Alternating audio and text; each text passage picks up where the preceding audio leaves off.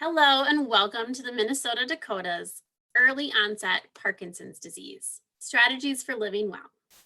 I'm Erin McGee, Program Manager for this chapter of the Parkinson's Foundation. Thank you so much for joining us this morning. I hope you have some coffee or tea to be able to join us today and enjoy as we learn from our expert speakers. Today's program is being recorded. Attendees will receive a follow-up email in a week with the recording, some of our slides, and other resources. Before we begin, I want to welcome those who are joining for the first time and take a moment to share the mission of the Parkinson's Foundation. We make life better for people living with Parkinson's by improving care and advancing research toward a cure. We have everything you need to live better with Parkinson's. To achieve our mission, we pursue 3 goals: to improve care for everyone with Parkinson's, to advance research toward a cure, and to empower and educate our global community. And we do this all by building on the energy, experience, and passion of our global Parkinson's community.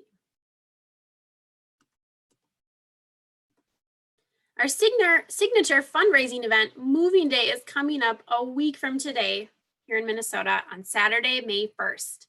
This nationwide event has raised more than $30 million to support the mission of delivering quality care, funding research, and providing free resources and local services.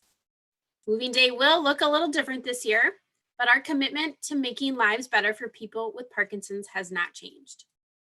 My colleagues are planning a virtual option and a drive-through event as well. Visit movingdaytwincities.org to learn more.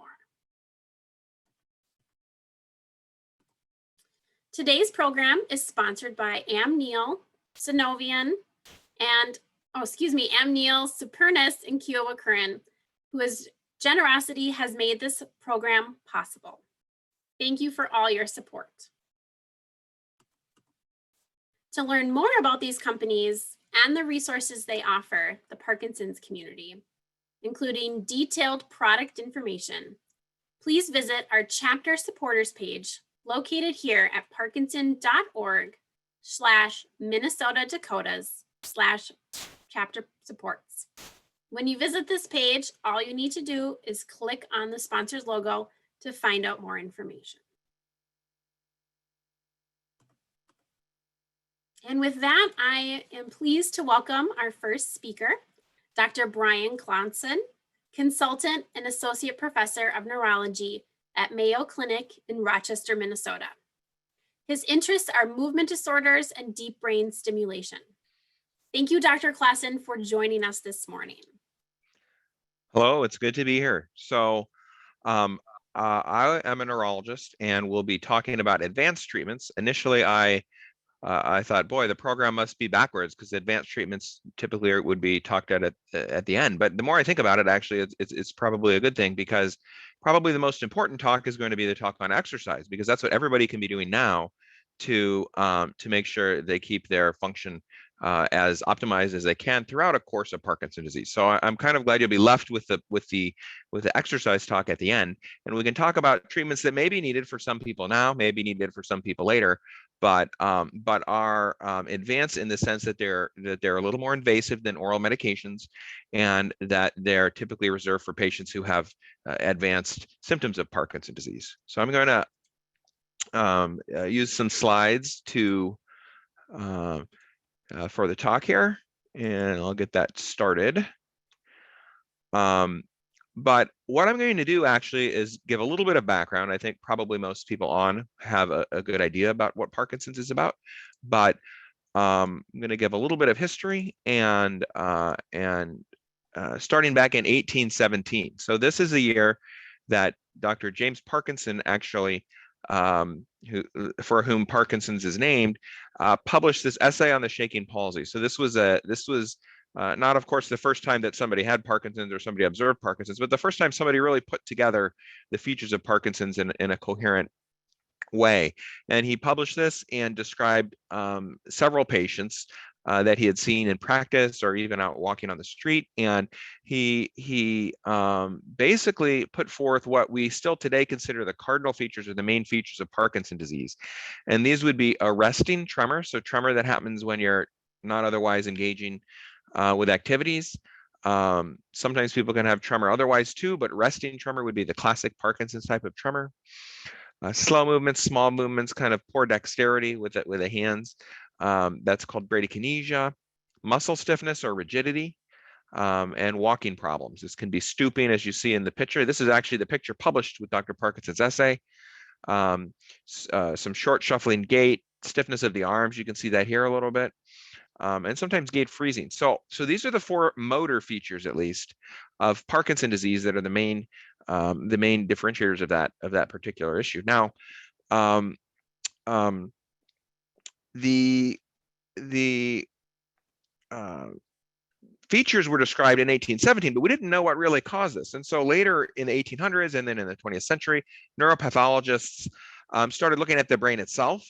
So, and in particular with Parkinson's disease, they found that if you look at the brain, if you kind of, would look at the brain at this level, and this is looking at the underside of the brain, this is called the midbrain, okay?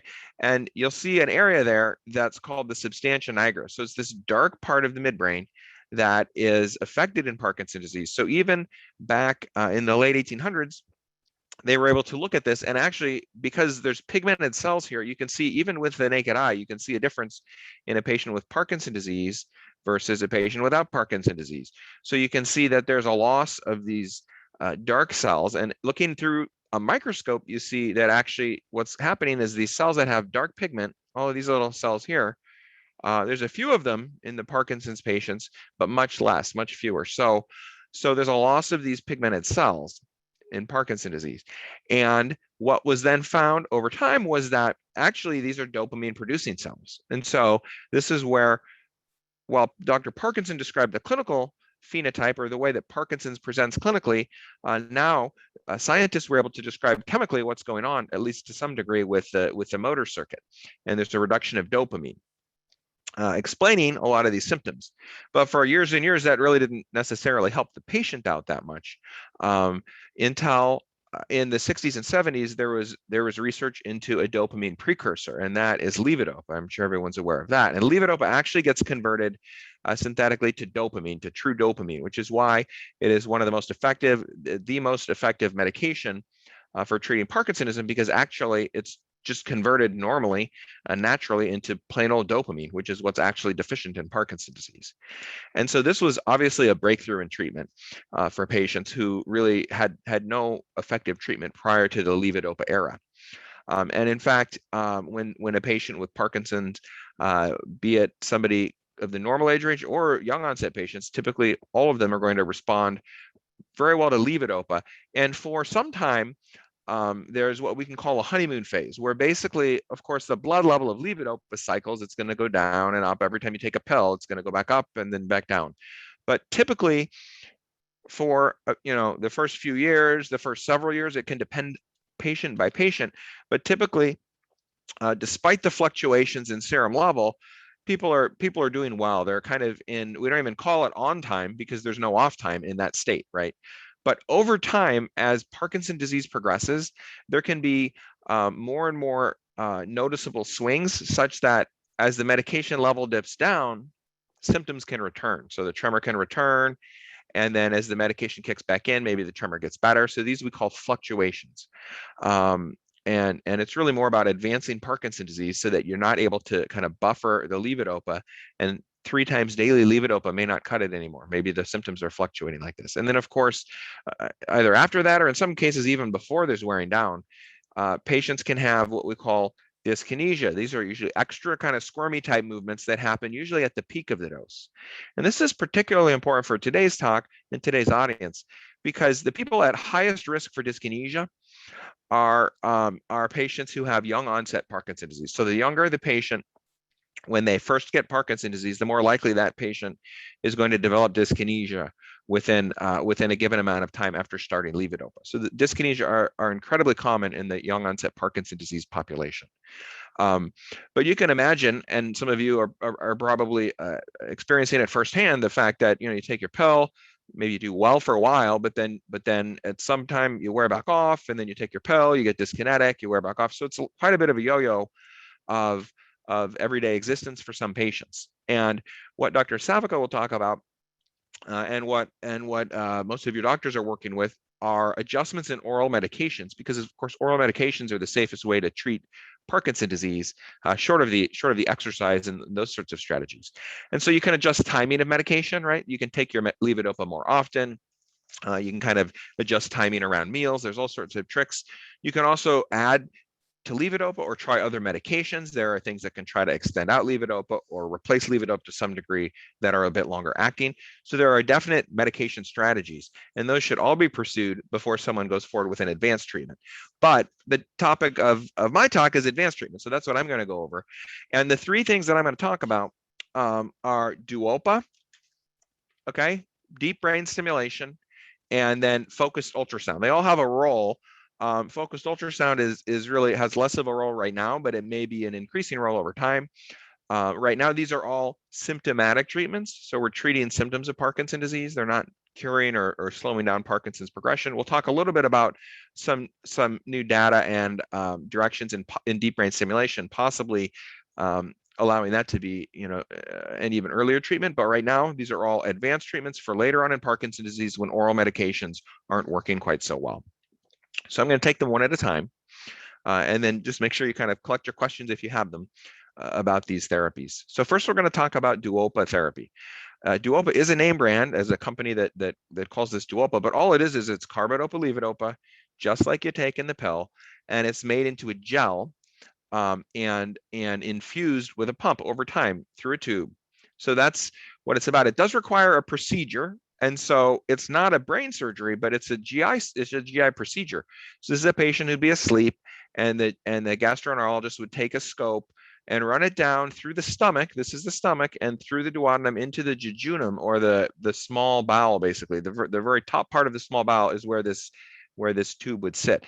And so this can be done with what we call endoscopy, through the mouth, down the esophagus, through the stomach. And then ultimately, there does need to be a port that is made in the through the abdominal wall. And so this would be a picture of a patient who has the pump, the tube, and the port right into their stomach. And this is the tube going through, setting up in the intestine where the medication is absorbed. So how does that work on a day-to-day basis if that would be someone's treatment? First of all, medications are replaced with the gel. The gel comes in a cartridge. This is a plastic cartridge. It has to be stored in the refrigerator, and every morning you take a cartridge out. So first, the cartridge is stored at a cool temperature. It does have to be warmed up at least to room temperature, a little beyond, because the pump has to have access to it. And then the cartridge is placed onto a pump, and so there's a mechanism for locking that in place. So that has to be done every morning. And then the tube, you can see the tube out of the cartridge where the gel would flow has to be connected to the patient's tube that goes into their intestine. So that all has to happen every morning. And then a series of buttons is pushed. So it's not too complicated, but you start up the pump, and typically patients use what we call a morning dose. So they push the morning dose button a couple of times, and that kind of kicks off the system for the day. And then you tuck it away. There's a lot of ways people can wear the pump, but you tuck it away in a pack. This is a pack that you'd wear on the front of your chest. This is just sort of a standard waist pack. There's a couple of vests that they make. And so the company actually provides these. Some patients are pretty creative and find their own way to carry the pump around. But you do have to carry that pump along, because it's just infusing over the entire day. And the whole goal there of this therapy is to have a very smooth infusion. So you push that morning dose button, and you have a quick delivery of the gel so that you get in the on state. And the whole day you should stay in the continuous state. These two things can be adjusted independently. So if you're dragging all morning long and ultimately kind of get to a good point, probably you need a higher morning dose. If you're really dyskinetic, maybe you start it up and you get really dyskinetic for the first half hour and then things settle down. Maybe you need a lower morning dose. Or maybe you're fine. You start up and you're fine for the first few hours, but over the day you start to drag, or over the day you start to get slowly more and more dyskinetic. So that continuous rate can be adjusted to get more of this sort of pattern. So as far as what we're trying to do with the overall sort of fluctuations that we're seeing with Duopa, really, there's the chance to really smooth things out. Hopefully, keeping somebody between dyskinesia and off for most of the day. It's a pretty good therapy. It is just levodopa based. So you're not going to necessarily reduce levodopa over time. But the big downside, I think, for patients, particularly our younger onset population who tend to be quite active, is the idea that you have to carry the pump around. And so there's ways to do it. It's something to think about, but absolutely that is a limiting factor. If you're going to go swimming, take a shower, you can unhook the pump for 20, 30 minutes, do your thing and hook it back up. So it's not that you're always tethered to it, but that is a particular burden for people who are more active. And so a lot of the young onset patients, while they probably would benefit to some degree if they have this sort of profile, that's maybe not their first choice. But that's Duopa in a nutshell. And so deep brain stimulation is the next treatment I'm going to talk about. It's a little bit different. It is, first of all, a brain-based procedure. It's not based on a different way to take levodopa. It's not based on changing the dopamine itself. And the big issue is that it requires a brain surgery because it's a component, it's a system of components, some of which have to be implanted in the brain. So the system would include a brain wire, right? So there's a wire that comes up out of the brain, out of the skull. It's all under the skin. So this is a transparent figure here, but it's all under the patient's skin. And then about here on the head, there's a connection site. So sometimes there's a little bump under the skin there. And then there's a wire that runs down the neck to a battery pack that's placed above the clavicle, kind of right by the shoulder, or right below the clavicle. So kind of right in the upper chest there. And that is that's what the system looks like. We'll show some pictures of sort of how we place that. But first, I want to talk about what are we even doing here? Why would we even do this? And what it comes down to is the fact that the brain is made up of a lot of circuits. And to oversimplify, there's a major motor circuit that's affected in Parkinson's disease. And basically, it's a circuit where the cortex, or the thinking part of the brain, where you decide to make a movement and you sort of end up funneling the movement signals, that goes through deeper parts of the brain we call basal ganglia, or these subcortical structures that modulate the movement. So they scale the movement. They make it the right size. If they're misscaling, you might have bradykinesia. They can focus the movement. If your movements aren't focused enough, you might have dyskinesia. So this circuit is very important to selecting, focusing, scaling the right movement as it modulates the movement over time. And in Parkinson's, one of the things we're learning is that there's actually some pathologic oscillations going through the circuit that sort of put a stop, or at least slow down, the movements. And dopamine feeds into the circuit, and dopamine helps regulate the circuit. And so when you lose the dopamine input, you have this sort of maladaptive response to the circuit. And some of the circuit actually is running on overdrive. And so a different way than trying to replace levodopa is to put a wire in to an area of the circuit. Typically, we go in this region under the thalamus in something called the subthalamic nucleus, or the alternative area would be in this region here, which is called the globus pallidus interna. And so one of those two spots can be implanted, and you can stimulate. And what the whole idea is to just restore a more normal pattern of behavior and relationship between the deep structures and the superficial structures, which then can help the motor symptoms of Parkinson's disease. So the treatments the symptoms that we're going to treat with deep brain stimulation include the motor fluctuation, so tremor, rigidity, bradykinesia, and the walking problems as they come.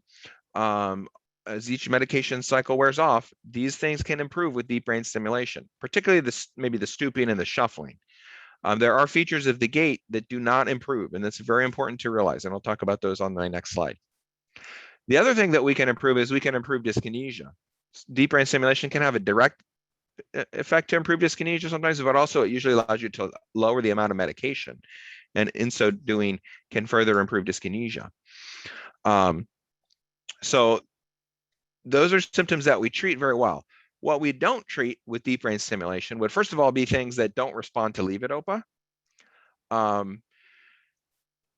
Levodopa refractory freezing of gait. So a lot of times people have gait freezing where the gait gets stuck and it's hard to take that first step, particularly when that doesn't really respond even to levodopa that well. This is something that doesn't respond as well to deep brain stimulation. So unfortunately, gait freezing, is something that we don't treat that well with deep brain stimulation.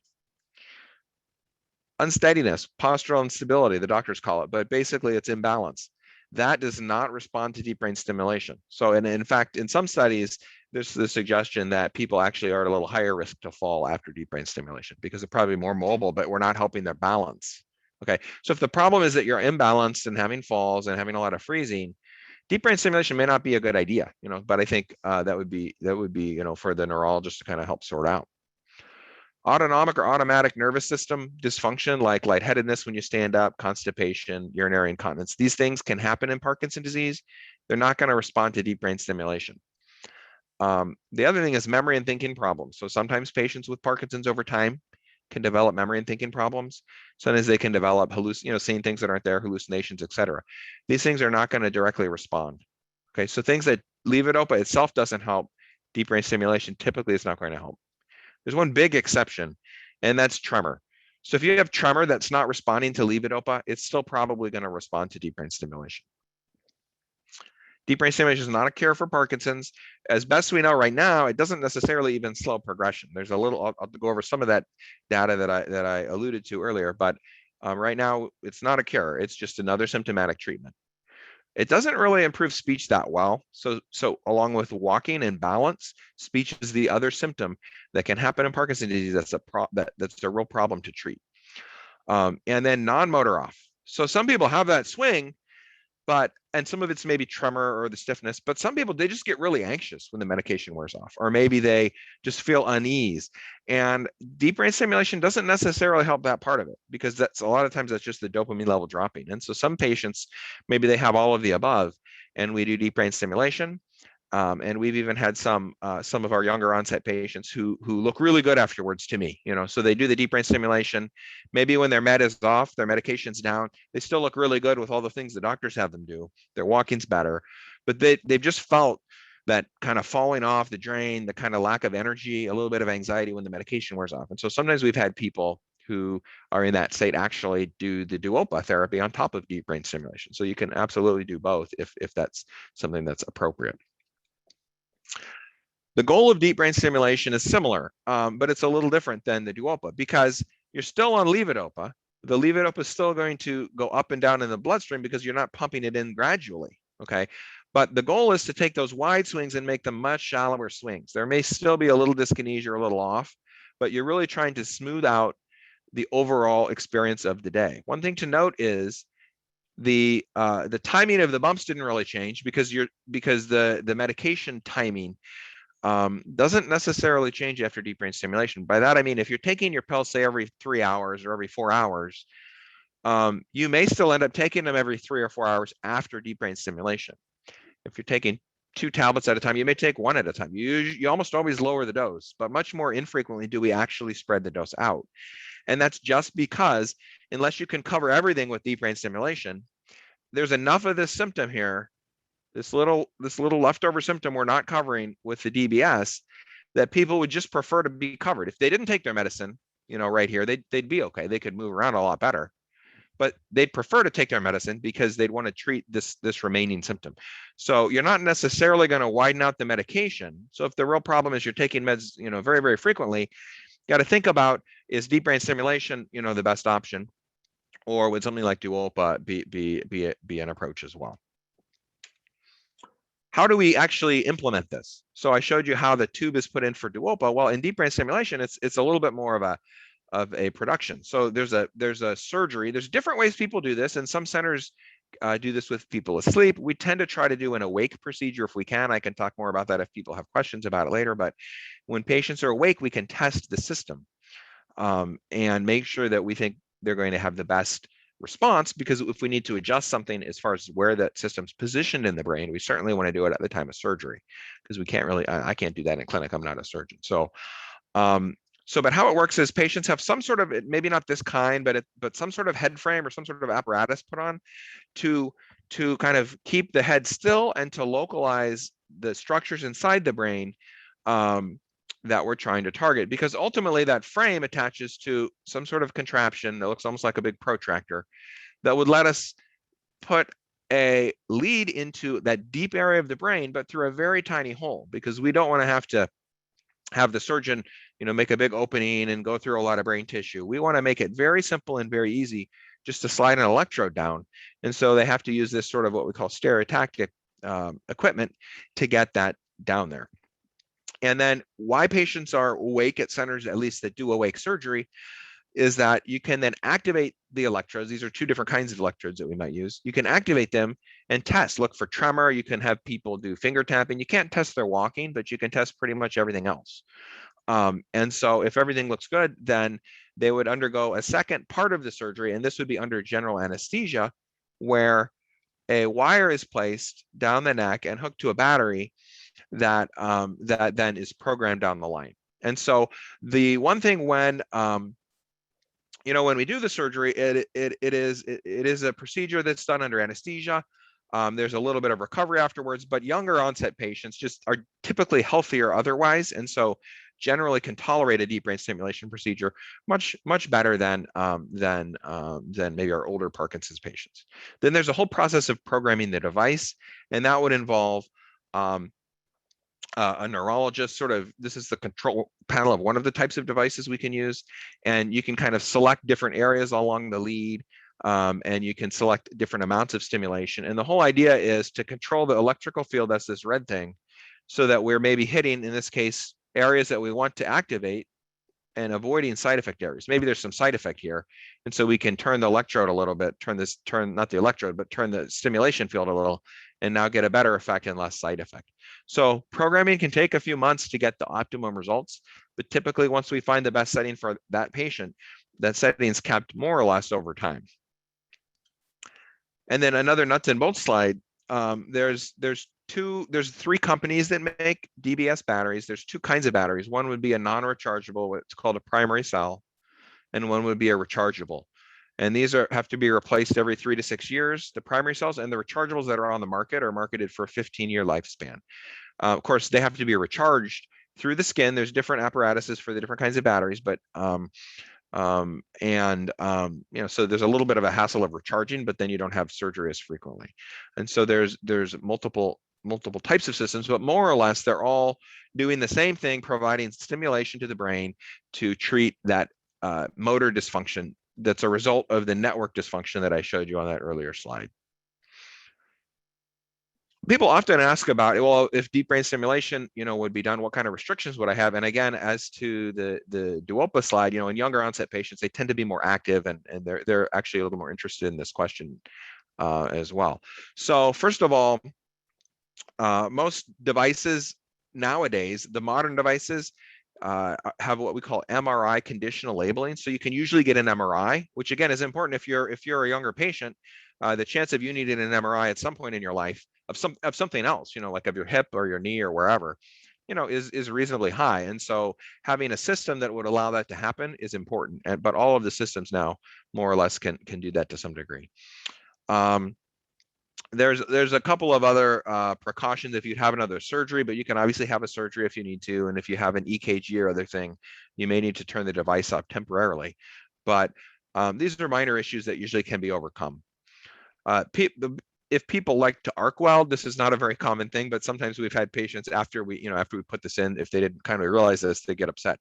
You're not supposed to arc weld after, because we don't want to have an electrical shock to the system. But generally, there's very few limitations on common activities. Microwaves aren't an issue, airports aren't an issue. You can golf, you can swim, you can do all of those sorts of things. The caution with swimming is you want to make sure you're still able to swim, because this is a very rare thing, I think. I've never seen it myself, but there was a report on some patients who, after DBS, they had trouble kind of learning, remembering the pattern of swimming, and so had some issues. So they actually had to turn their system off when they wanted to swim. I think that's a pretty minor deal, but I guess it makes sense to be cautious the first time you jump into a pool after deep brain stimulation. But this is a good option for, I think, for younger onset patients, because again, typically there's no real restrictions on your daily activities. The system's fully implanted. You're kind of not even really worrying about it on a day-to-day basis. Why would you potentially have deep brain stimulation? Well, so first of all, if you have the motor fluctuation, so if you're wearing off and back on, like I showed on the slide, if you have the dyskinesia, if there's tremor and the tremor just doesn't respond, your doctors have tried levodopa and other medications, and there's nothing that takes care of the tremor, might be an option. Otherwise, if there's severe medication side effects, sometimes that's an option. I wanted to talk a little bit about this study, which was recently published and talks a little bit about deep brain stimulation in early stage Parkinson's disease. So this isn't necessarily young onset, but it's basically patients who don't have the fluctuation, don't have the dyskinesia, don't have those things on the slide I just showed. And what they did is they did a study. This wasn't as blinded as they would have wanted, but they did a study where they took a group of people who didn't have those indications, gave them deep brain stimulation, and another group they just treated with medication. And that's how they did it up front. Now, over time, some of the medication group went on to have deep brain stimulation, and the deep brain stimulation group, they adjusted medicine. So they gave everybody the therapy they needed over time. But now it's 5 years later. And now what they're showing is that more or less both groups are doing pretty good, as far as the overall motor. This is the motor score. So they look pretty good. They look about the same. Maybe the people who had early DBS look a little bit better, but there's a lot of overlap. But if you look at specifically tremor, is very interesting that the group that had the early DBS basically has less tremor 5 years out than the people who had early, who had just medication management over time. And I think because stimulation treats tremor so well, it's still a bit of an argument as to, are we actually changing the disease or are we just treating symptoms?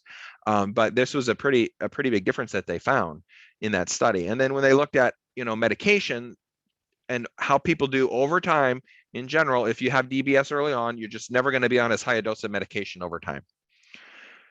And probably because of that, when they looked at dyskinesia, again, over a 5-year period, the group who had deep brain stimulation early and compared to the group that was on medication had far fewer dyskinesia at the 5-year point. So this was a study. This is not something that's available, to people before they have a reason to have DBS nowadays, but they did a study, and this is Dr. David Charles at Vanderbilt, who sort of spearheaded this, and that's where this initial pilot study was done. This is just an article from their website. And what they say is that they are designing a multi-center trial. So Mayo Clinic may be a part of this. It's actually kind of early into planning for this, but they're going to try to look a little more carefully and a little more stringently using an FDA-approved trial at multiple sites of early deep brain stimulation to see if this is something that actually slows the progression of Parkinson's disease. I'm not telling you that that's what happens. I'm telling you that's what they're trying to look into right now. But right now it remains a symptomatic therapy. It can help treat symptoms. And if we're comparing deep brain stimulation to Duopa, they're both going to smooth out dyskinesia and fluctuation.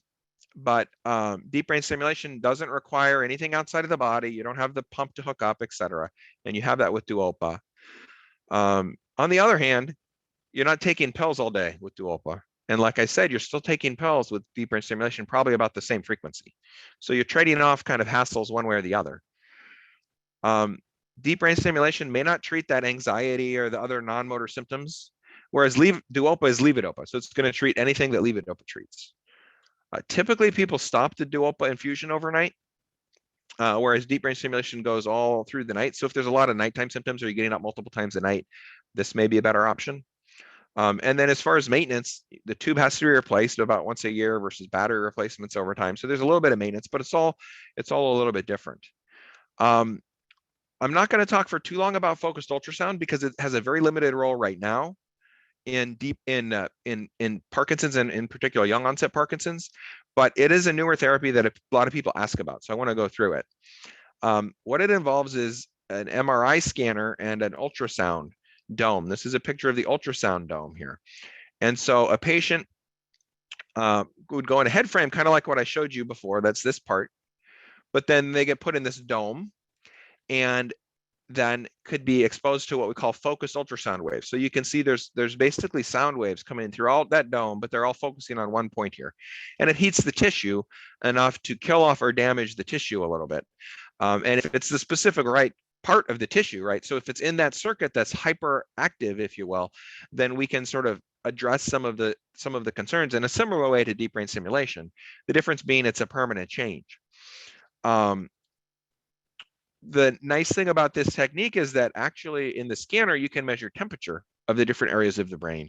So you can ensure that the area we're heating is the area we're trying to heat. And in fact, that's how we do this. So we would start maybe with a low temperature, low enough to show up on the scan, but not low enough to help a patient. And I'll show you tremor examples here, and we'll talk about why in a second. And then you can do a little higher temperature, and you can go in there and you can look how the patient's doing. And look, the tremor's a little bit better. You can test for side effects because there's a possibility for side effect if you're heating up parts of the brain.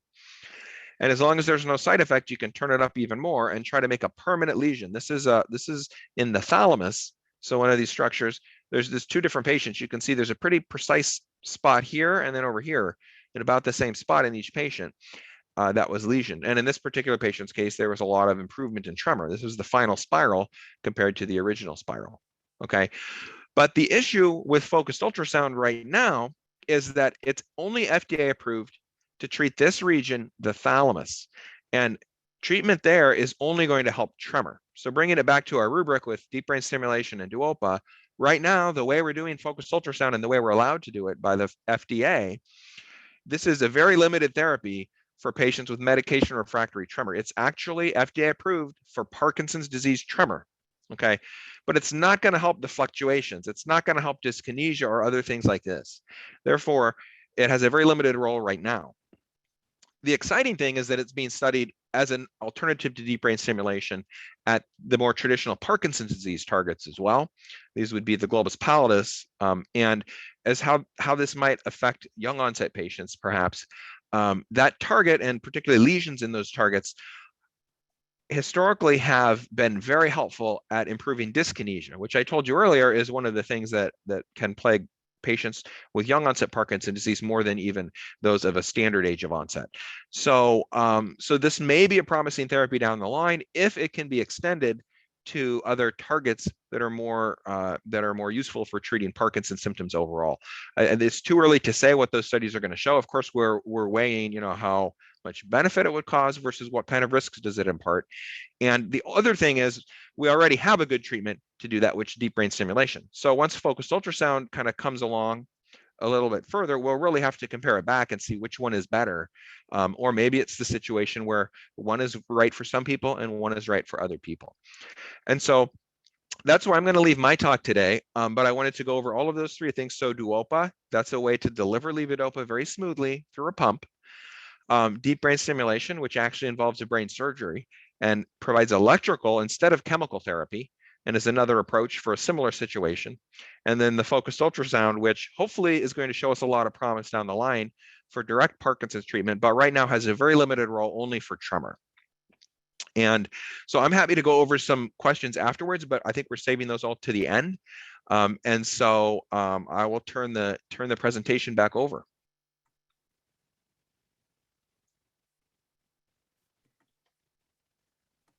Wonderful. Thank you so much, Dr. Klassen. I have my questions ready for the end, so we will see you at the end. All right. Yes, and next, I'm pleased to introduce our second presenter, Dr. Rodolfo Savica, consultant and associate professor of neurology at the Mayo Clinic in Rochester, Minnesota. He studies the early life predictors of neurodegeneration and the mechanisms that lead to neurodegenerative diseases such as Parkinson's disease, dementia, and Lewy body dementia. Welcome, Dr. Savica. Hello, hi, I'm sorry, my daughter broke in, so I have to say hello to everyone by my little daughter, Alessandra. She's waiting in this moment. Okay, see you later, okay? Okay, let me give it to my wife. Thanks. I'm sorry, she broke in while we were talking. So I say, let me introduce to the fox. So I love it. I love it. And it's a pleasure to be here as usual. And it's a pleasure to continue to talk and try to complement the excellent presentation that Dr. Klassen provided. I am really very happy to be here. As you know, I have a particular interest toward early onset Parkinson disease or young onset Parkinson disease. And it's a topic that is very dear to me. And I think that there's a lot we can do to empower patients with this particular condition. Today, we're gonna touch base few topics. I will try to cover it in my time, my allotted time. And the entire idea is to cover management and treatment of early onset Parkinson. Clearly, we had to make a little bit of introduction. Again, I would not get too much into details, but there are some important points to make. So those are the learning objectives, looking at some of the clinical definition of the condition, the current treatment, and the current theories of this particular variant of Parkinson's disease. So as Dr. Klassen was mentioning, I'm sorry, I'm going fast.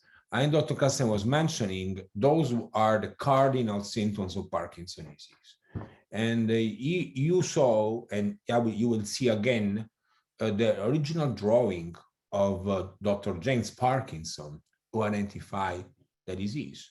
But that particular drawing lays some important points that we need to highlight.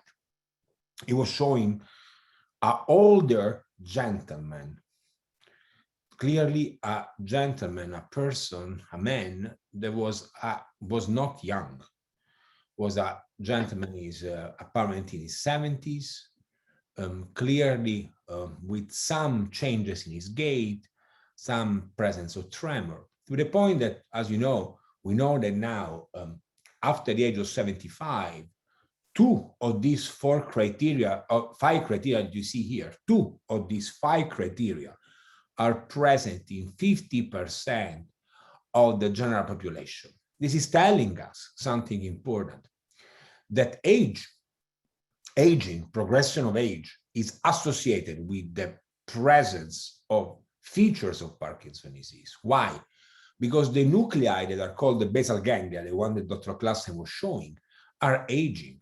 And if they age properly, if they age as we expect they will age, you will have symptoms of Parkinsonism, even without the clear diagnosis. But I show you here another picture. This is another historical picture. This is a drawing of Charcot from France, one of the father of neurology. Again, showing this time a woman that is, two women actually, but a woman that is older, quite hinged, clearly stooped forward. Again, the drawing that Dr. Klassen showed you before from James Parkinson, and this woman represent late onset Parkinson's disease. And this is a paradigm that is not really working in early onset Parkinson. If I show you this next one, you can see that this is the illustration of Parkinson's disease. This is a typical gentleman, these two with Parkinson's disease. But this lady here, I think, represent more what we are seeing in early onset Parkinson. A young, active person, a person that wants exercise, a person that maybe runs marathon, does CrossFit, does whatever, a woman or a man, mostly men, but still we are seeing some trend there for women increasing as men, that has some different symptoms. May have tremor in the lower extremity, or may have this inversion of the foot called dystonia. I'm pretty sure that some people that are present in this webinar, they had the same feeling, that their foot inverted and they thought that they had a cramp. That maybe was the first symptom of Parkinson's disease. And that's something that started even before they got a diagnosis, but was bothersome enough to go to a doctor, maybe to an orthopedic surgeon, or maybe to a PMNR doctor. What I mean is that in early onset Parkinson's disease, despite we have the same cardinal feature, the way things present, the way things progress are completely different than later onset Parkinson's disease. And to the point that we can also almost question at times, questioning the nomenclature using the word Parkinson's disease, because clearly what we know of Parkinson's disease is perfectly matching later onset condition, not necessarily early onset condition. To the point that I am stretching this concept even more, and we're going to talk more about it, is that we cannot use the knowledge that we accumulated in 40, 50 years on late onset Parkinson's disease and use it in our early onset patient. I think it is wrong biologically, is wrong medically, is like combining apples and oranges. It's not really working the same. But this is the typical what I'm expecting to see in my early onset patients. Now, as usual, we have a problem. What does it mean early onset? Why I use early onset and not young onset? Well, it's just a matter of finding the right words. Unfortunately, it's not clear what is the age cutoff. It's still to be defined. There's a lot of conversation currently in the task force of the International Motor Society, in the World Parkinson Federation, in other task forces that we are part of, to identify and to clearly find a cutoff. Why a cutoff of age is important? Not too much for our patient, but for research and for trials. We need to make sure that we know exactly what are we talking about to identify the right population doing the right thing. If I tell you in the Q&A, guys, please tell me what you think, what is a young onset Parkinson's disease? What is early onset? What age starts? I would have 80 different answers, if not more. I would say that I use the word early onset because I consider early onset everyone that has an onset of the motor symptoms before the typical onset of late onset Parkinson's disease around the age of 65 to 70. You can argue that if you're 65-year-old or 64-year-old, you're still young, and I agree with you. I'm not discussing about the aging of our patients, but I'm discussing about the fact that it's very difficult to find an age cutoff, and we are working on that.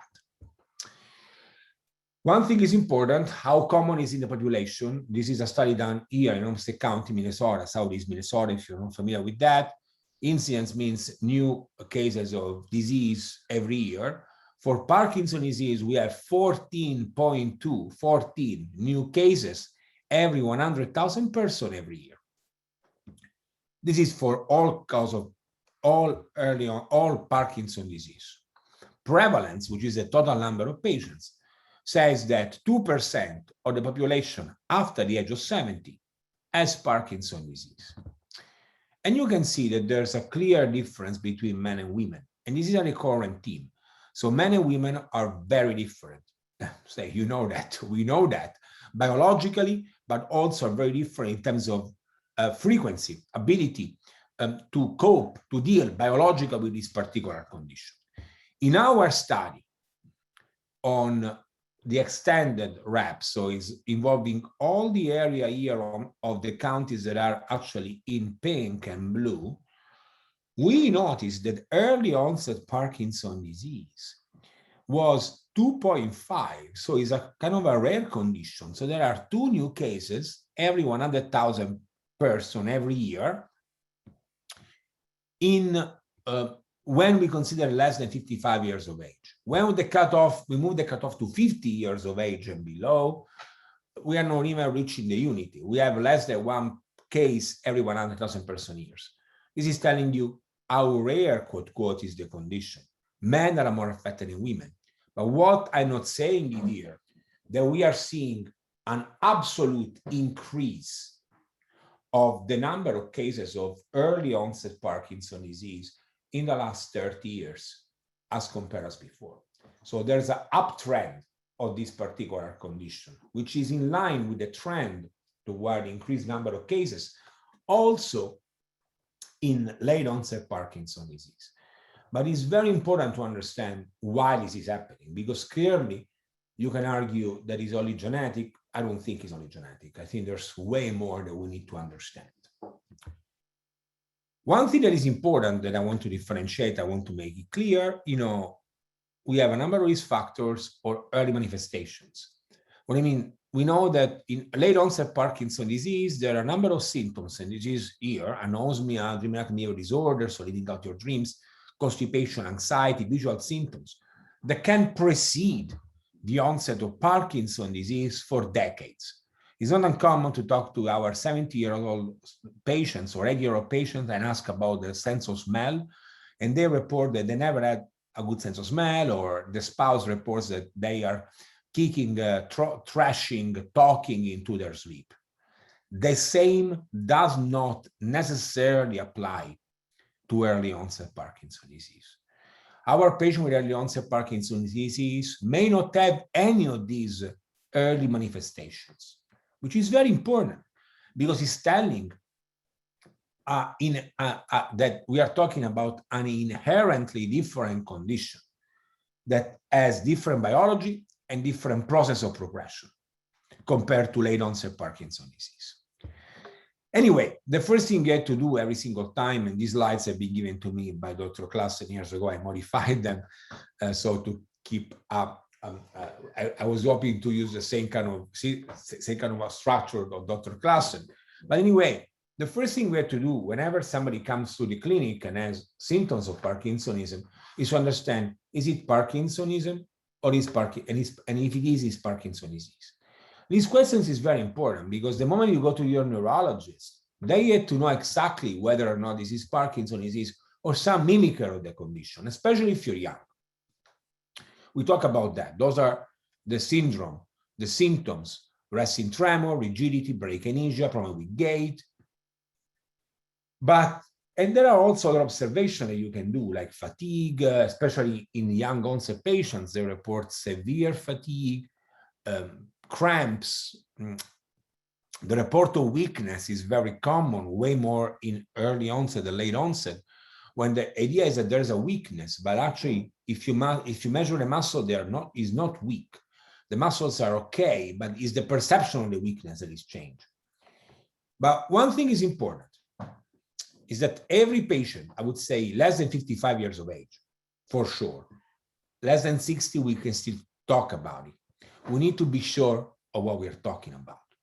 So I want to make sure that all my patients coming to see me, before I talk about medication, before I talk about anything else, I need to understand the diagnosis. So I need to do an MRI of the head. Why? Because I have to make sure that there's no structural changes that can explain in a different way the symptoms that they have. I had to look at some of lab works, including the cytoplasmin. If I am concerned that there's something out of the ordinary there, I had to look at copper, because there's a condition called Wilson disease when copper is increased and deposited into the basal ganglia and can mimic Parkinson's disease. However, it's an early onset condition. I want to look at heavy metal screen. I want to look at the lysosomal cascade. What are the lysosomes? Those are little protein that we have, all of us as humans, and then we accumulate in the protein of the cells. And the goal of these lysosomes is to basically remove some of these membrane protein that are structuring and are able to give a good structure to the cells. Well, there are some conditions that when there is an abnormality in this cascade that basically look exactly like Parkinson, and maybe they can cause Parkinson, but they're not necessarily Parkinson's disease. The most common one is called Gaucher disease. Gaucher disease is a disease of the kids, of the children, and usually more commonly present in Ashkenazi Jewish population. The observation laid upon the fact that a pediatrician in New York, seeing a lot of kids with Gaucher disease, realized that there was a lot of family members of these kids that were brought to her attention in her office that had Parkinson's disease. So she was only seeing the kids, she was visiting the children, the kids, but the grandparents had all Parkinson's disease. So it's a very important thing to look, because also if somebody has truly Gaucher disease, can be treated in a different way. If somebody is having a mutation partially present, still there's something different that can be attempted or considered. I also recommend doing a spleen and liver ultrasounds. Why is that? There are some rare conditions called Gaucher disease, when there is a splenomegaly, so there is an enlargement of the spleen, an enlargement of the liver, and the presence of Parkinsonism or Parkinson's disease is the one symptom of a more complex condition. And discuss genetic testing. Discussing genetic testing is very important. Currently, that's what we have to say. Currently, we don't have a lot. We don't know too much. There are some commercially available panels. There's the Invite one that look at 18 genes, more or less, 16 to 18. And then all of you know 23andMe. The Invite is telling you about the genes. 23andMe gives you just a partial snapshot. And if they find something, they say, please talk to your doctor. Invite should be ordered by your doctor. 23andMe can be ordered by yourself. The problem is that the current genes, even when we study the full genome, which is the next step, so you usually do the Invite test or the 23andMe, you see something out of the ordinary, and then you have to order the full genome. Or you do the Invite, which is the 16, 18 panel genes, more common genes of Parkinson's disease, and they're all negative. And then you order the full genome sequences that explore the full genome. But there's a problem. Currently, we have some major limitation. We understand only the risk factors. We don't know anything about protective genes. What I mean is that the current knowledge on the genes is that we know what kind of baseball bat, what kind of club is going to hit you. But we are not providing you any information about what kind of helmet are you wearing. That is an analogy by Dr. Ross, which I love, actually. And in addition, another ignorant point of our goal is that there's a major difference between men and women.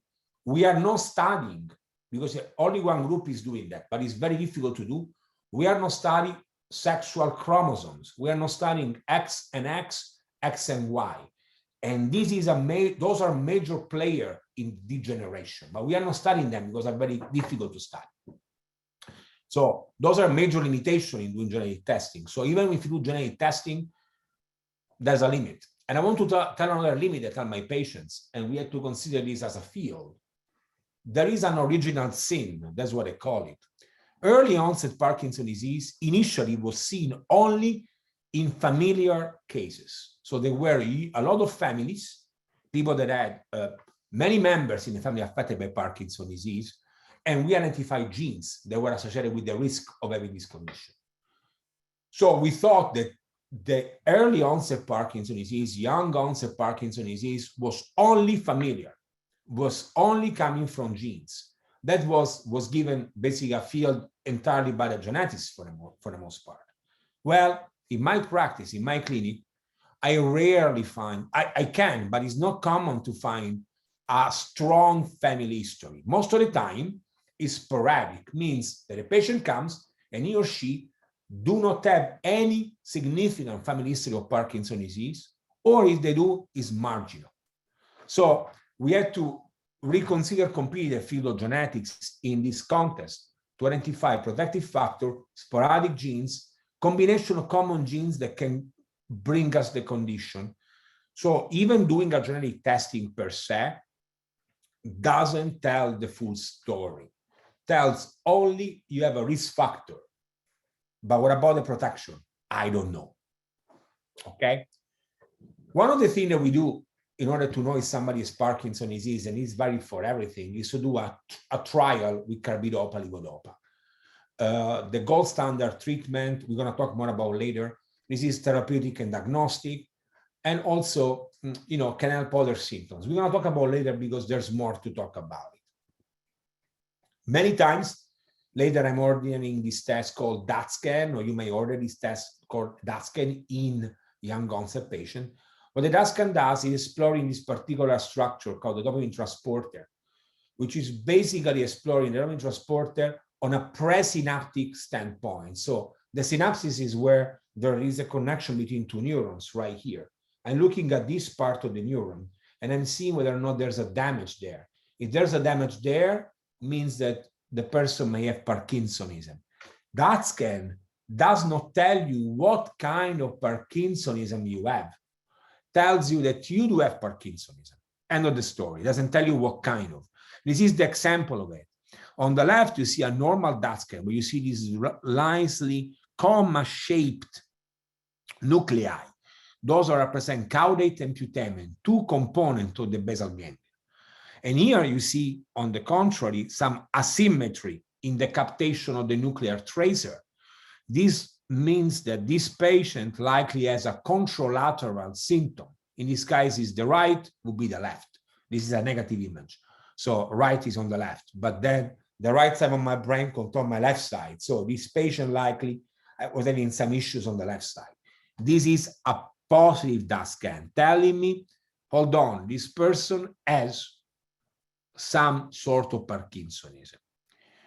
It's very important that rule of thumb, we don't use it very much unless early onset Parkinson is used, just to make sure, to differentiate between other things, as you can see, drug-induced, functional, so people that do not have Parkinsonism, but they think they do, or patient not buying into the PD diagnosis. But in early onset Parkinson disease, I think it's fair to order it because we have to make sure that there's nothing else. Now, let's change a moment the topic because it's important. Once somebody is coming to see me for Parkinson disease, I always think about this progression. So, okay, you have a diagnosis of Parkinson disease. What happened next? This is called the Brach Hypothesis. This hypothesis that changed the field of late onset Parkinson disease, telling that the degeneration happens in areas that are outside the center of the brain, the basal ganglia, and is ascending to the brain, causing a clear progression of symptoms. Well, this is not valid in early onset Parkinson disease. And those are the non-motor symptoms. Let me go forward, I'm sorry. But since it's not valid, what can I do? Since I don't have the same progression, what can I do? First of all, a couple of things I need to be telling you, and I'm telling you this without showing the slides, but it's important. So the median survival time means the time to death, to exitus, of our patients with early onset Parkinson disease is 38 years, according to our study. So it means that if somebody is diagnosed at 45, he or she has 38 years to live. It's very different of late onset Parkinson disease, when the life expectancy is about 10, 12. Clearly, since there's a longer time, we need to do better job in making sure that the life is lived in full. And I want to tell you, though, that the longer time is there, but clearly the disease usually, I'm talking about great numbers here, so there are exceptions for sure to this rule, but usually early onset Parkinson disease is more benign in progression. The progression is not as fast as in late onset Parkinson disease. We don't know yet why, but it's the case. But once we have the diagnosis, we need to think about what can we do. And those are a couple of important symptoms that we have to do. We're going to start with neuroprotective strategy. So what is neuroprotection? It's a strategy that is able to slow progression of Parkinson's disease. Unfortunately, yet, for now, I hope for now, we don't have yet a biomarker that we can use, like a blood test that we can use to see the progression. So it's difficult to see whether a progression is occurring because we don't have something that can tell us, other than the clinical symptoms. But so far, no medical intervention has been proven to slow progression of Parkinson's disease. This was an important study. There was a medication called Rasagilin, Azilect. You may be taking that. Initially, was thought that this medication was helping the delay of the Parkinson's disease, so helping the progression, slowing the progression. Now we know it's just a symptomatic medication. So it's an important thing to say. So it's just useful as a symptomatic treatment, doesn't seem to do anything for progression. Very important thing to be known. Coenzyme Q10, what about this one? You can buy on Walmart, on Walgreens and everywhere. Same story. There's no clear evidence of benefit, but on the other hand, that's what to me is important. It is well tolerated. It's not detrimental. So there's nothing wrong in taking it.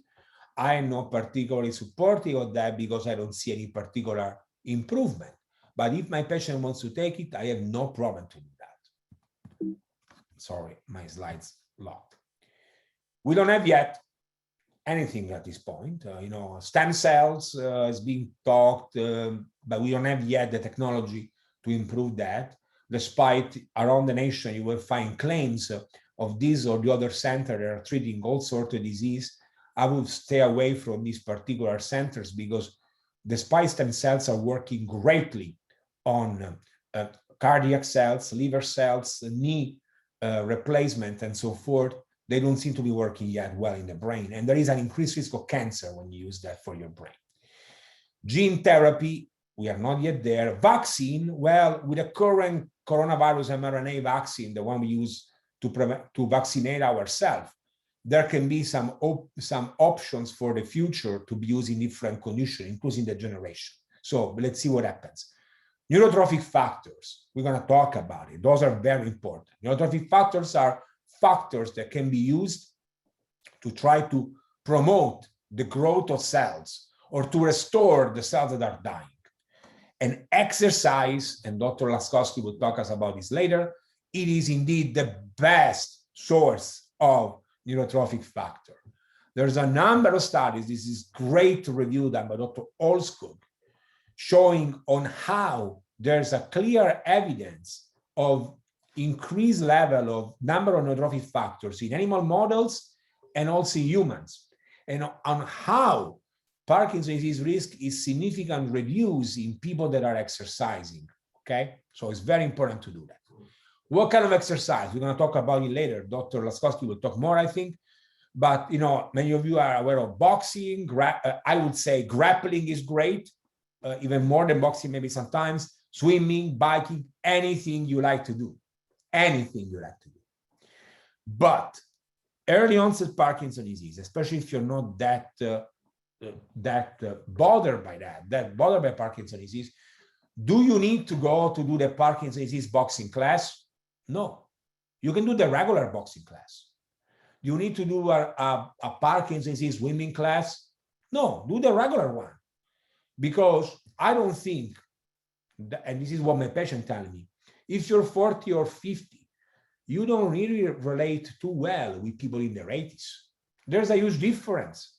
So you relate better to people your age, even if you maybe have some limitations. It's better to go to a regular boxing class. One of my patients recently, I don't know if he's joining us today, is after my suggestion is joining a grappling class. And I think grappling is incredibly important because it works on proprioception, helps on learn how to fall, teach people on how to move in a different way, which is very important to be doing in Parkinson's disease. But anything you like is good.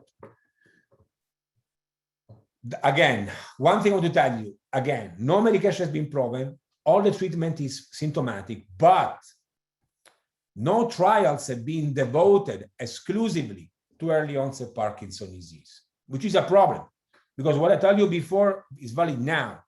What we know for late onset does not apply in early onset. So it is hard to make this assessment at this point. What about diet? Balanced diet, Mediterranean diet, intermittent fasting is something that I am pushing a bit more, and the use of flavonoids. Flavonoids are little chemicals that are present in purple and blue vegetable and fruits. So whatever is blue in nature, whatever is purple in nature is good. Intermittent fasting is something that seems to be growing more and seems to have a much more scientific role in early onset Parkinson disease rather than late onset Parkinson disease because it's acting on mitochondria. And mitochondria are involved in early onset Parkinson disease. Anyway, stay tuned because we're going to do some trials very soon, I hope, on that. This is a very interesting point on how intermittent fasting is working on reducing, maybe deactivating or reducing the activation of some of the PD risk genes, working on the metabolic level of ATP production, respiratory capacity, and also mitochondrial activation. There's a study, a review that we put together about that. It will be out in the next months or so. Supplements. What about supplements? You see Q10. Well, we don't know. Curcumin, we don't know. But I recommend this particular one. I write this down because last time it was asked what kind of doses you need to be taking. B12, folate, and B6. Those are the doses that I want everyone to be taking. There's a study that shows that there's a slight reduction of the risk of having dementia if taking this particular medication. What about Makuna Prudence? What is Makuna Prudence? Is the natural levodopa. That's what people say. It's true, but you should not take it. Makuna Prudence is from where carbidopa levodopa comes from. The problem is that every plant is different. So we don't know what is the dose of this particular availability dose that you take. So if a plant is different, one bean can contain 100 milligrams, one bean can contain 20 milligrams. Second, it causes major nausea. Major. People are really vomiting. Why is that? Because carbidopa levodopa has carbidopa that blocks the nausea and levodopa that is the active principle. Makuna Prudence is only having the levodopa and can cause a lot of problems because people are having major problem tolerating that. If you want to use it, talk to your doctor because it's not a supplement, but it's a medication. Okay? And then, we had the symptomatic treatment. I put Makuna Prudence at the end just because we're going to touch base on that. Dr. Klassen talked a bit about it. Carbidopa levodopa is the main gold standard one. We had to make sure that if you use it, we had to have an adequate trial. The concern we have is the presence of dyskinesia. And this is a graph for one of our recent papers showing on how 45% of patients with early onset Parkinson disease develop dyskinesia within 10 years. But most of the time, the dyskinesia can be controlled with adjustment of the dose, with adjustment of medication. And if it's not controlled, we have deep brain stimulation anyway, or Duopa anyway. So gold standard is carbidopa levodopa. Remember, this should be taken 1 hour before meals without any proteins during that hour. Sometimes we use other medication like ropinirole, Requip, rotigotine patch, but those cause side effects. And those are the side effects that are caused. I don't say you should not take it, but you should be aware of these side effects that can be very bothersome. Sometimes it's not just gambling, for example, sometimes it's into extreme obsession toward a hobby. So be aware of these side effects because they can be very bothersome. And if it's the case, this medication need to be stopped. Now, what is the difference between carbidopa versus dopamine agonists? That clearly dopamine agonists have less risk of dyskinesia, lower risk of fluctuations, but they're less potent. They have less side effects, but in the chart of potency, carbidopa levodopa is 80%, dopamine agonist is 20%, so they're not very potent. And that is very important. Whatever treatment we do, we need to start very, very low. And we need to increase the treatment only when symptoms becoming bothersome. If a symptom is not bothersome, we should not treat it, especially in early onset Parkinson disease. Okay? One thing is important. We can't save the best response for later by deferring carbidopa levodopa. We need to treat you in the now, today. I don't know what will happen tomorrow. Okay? And I know if there's a risk of dyskinesia, there's a risk of dyskinesia, but that's something that we can control somehow. Think about it, diabetes. If you have high glucose, you need to use insulin. You cannot keep taking oral agents because it's not going to work. This is the same on Parkinson's disease, especially early onset. We're going to start low, very, very gently, but we have to start when it's time to start. Those are some of the medication. You see that, there's also the extended release. We talk about that. I don't want to show too much. I want to talk about Rytary, which is a combination of immediate and extended release, and carbidopa levodopa, and has one advantage that seems to be reducing the off time of about 3 hours per day, which is pretty good. I use this quite a lot, especially in advanced phase, when I see the fluctuations that Dr. Klassen is talking about. I also use it in early onset Parkinson's disease because some of the patients with early onset Parkinson's disease don't seem to have a great response to carbidopa levodopa because they have a problem with absorption. So I go ahead and use Rytary. This is what I talk about, 3 hours less. What about entacapone? This medication is good only in combination with carbidopa levodopa and has the role of increasing about 30 minutes the levodopa response. Alone doesn't make sense. And at times is available in combination called Stalevo, but there's no advantage to combination therapy in early Parkinson's disease. So if we need to extend the levodopa duration of 30 minutes, Comtan can be used. Otherwise, we will not use this medication. And we talk about these two, rasagiline, salegiline. They were considered possible neuroprotective, but they are not. What they do, there's a lot of food interaction, especially with salegiline. We have to be careful with cheese, sometimes chocolate, but it's just a matter of knowing that even if you discontinue this medication will be in your system for 47 days after that. And then there are some other new agents, for example, the liquid Sinemet or the levodopa inhaler. We usually say this to my patient at times. I say to crash the carbidopa levodopa, taking in water or soda, carbonated soda, kicks it in about 20 minutes. We have the inhaler that takes about 15 minutes to be kicked in, so there's not this huge difference. Apomorphine has been used as a rescue therapy in people that have random off. In other words, people that are doing well and then all of a sudden they have a crash. Apomorphine can be used. I don't use it very often because my patients usually do not crash that much, but everybody is different, I would say. So it can be helpful in some cases. I don't want to talk too much about dyskinesia. I already talked about it before. Is to do because there's too much medication on board. And in early onset Parkinson is one of the most feared conditions. Well, we reduce the medication, dyskinesia is going to be less. And sometimes very likely improves with amantadine, this other medication that does not have any role unless used for dyskinesia.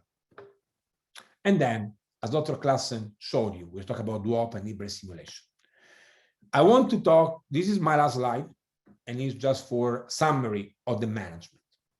The management of this condition is supplements, medications, diet, exercise, and pleasure. What I mean pleasure. I say to my patient, I don't need you to go for exotic pleasure. Every day you have to carve out some time for yourself, something that you like. It can be strolling with your spouse in the park with a dog, or drinking a glass of wine as you watch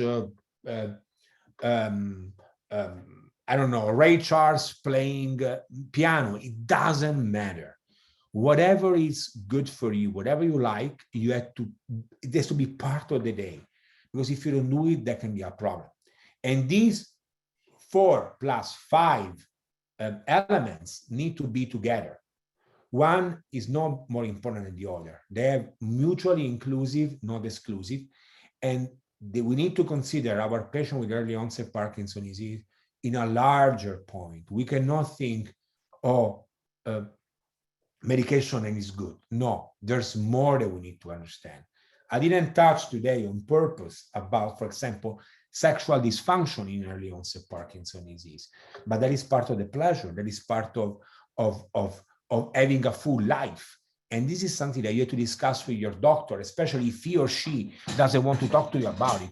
All my patients are talking to me about sexual dysfunction because it's a part of life.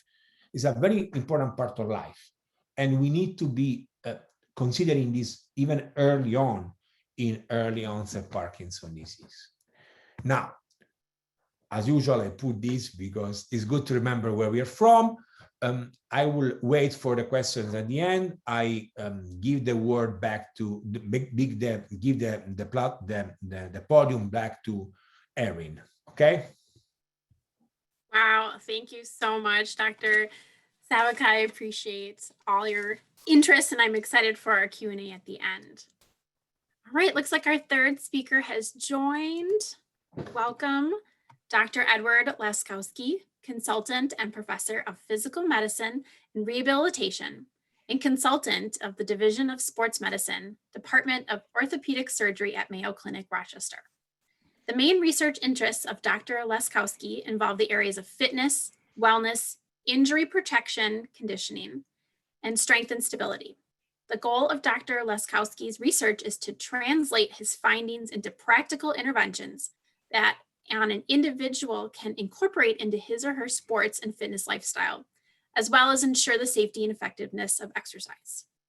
So welcome, we're very excited for your exercise presentation today.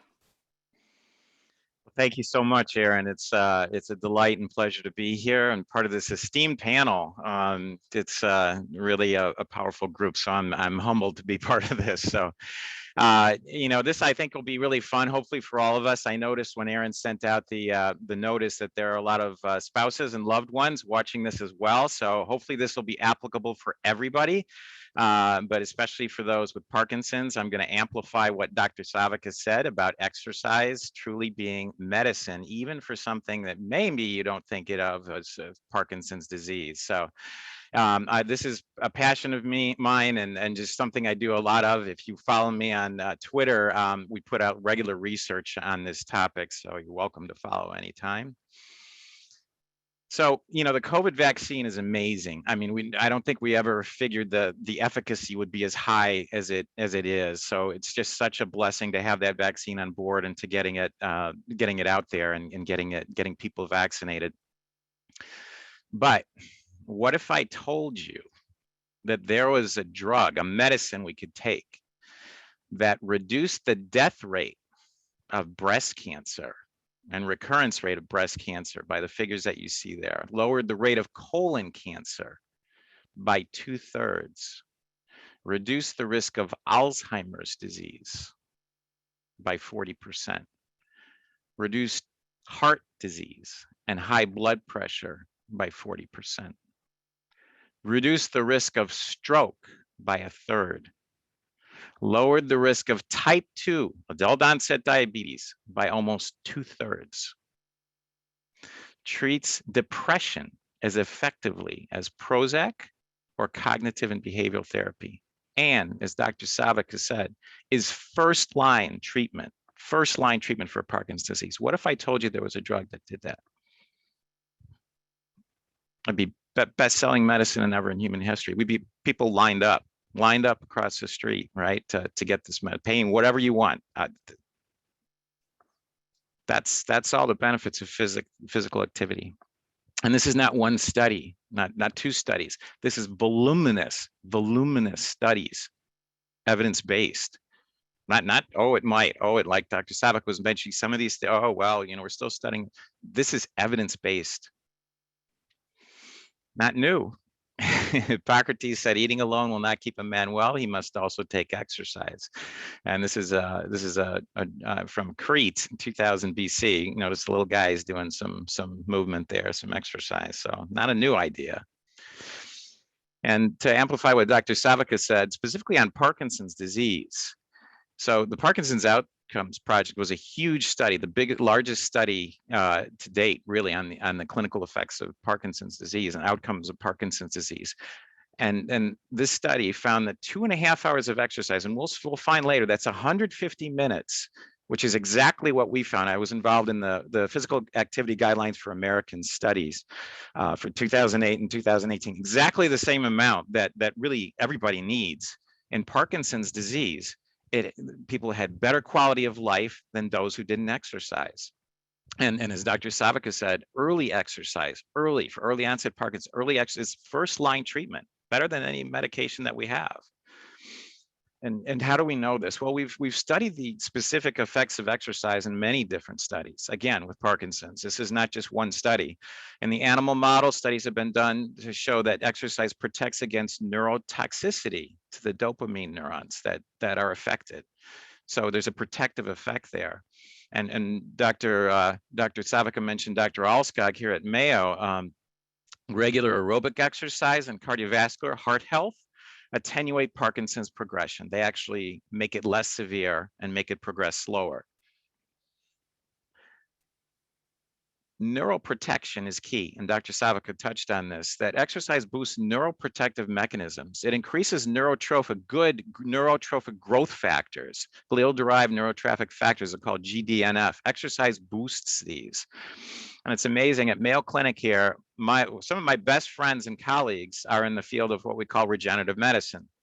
And I have this dialogue with them a lot because, first of all, I say regenerative medicine really doesn't regenerate. We don't have a lot of evidence that shows that it regenerates a lot. A lot of what we use in joints, you may have heard of platelet-rich plasma and stem cells.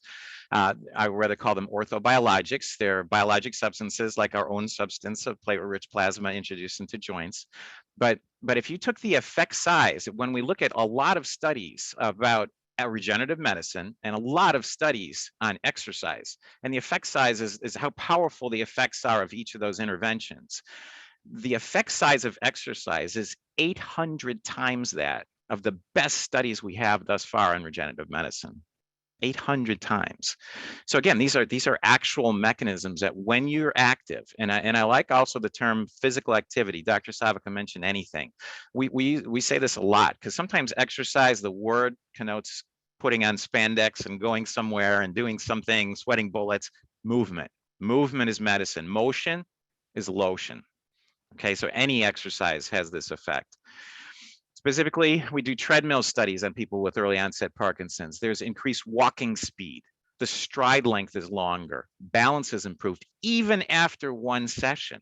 And the neat thing, so that's short duration improvement, but also similar studies, one by Alberts in 2010 on stationary bicycles, found improvement in motor function, dexterity, fine motor coordination, after exercise stopped. So if you did 4 hours on the bike, that effect carried over, sometimes for weeks after you stop that activity.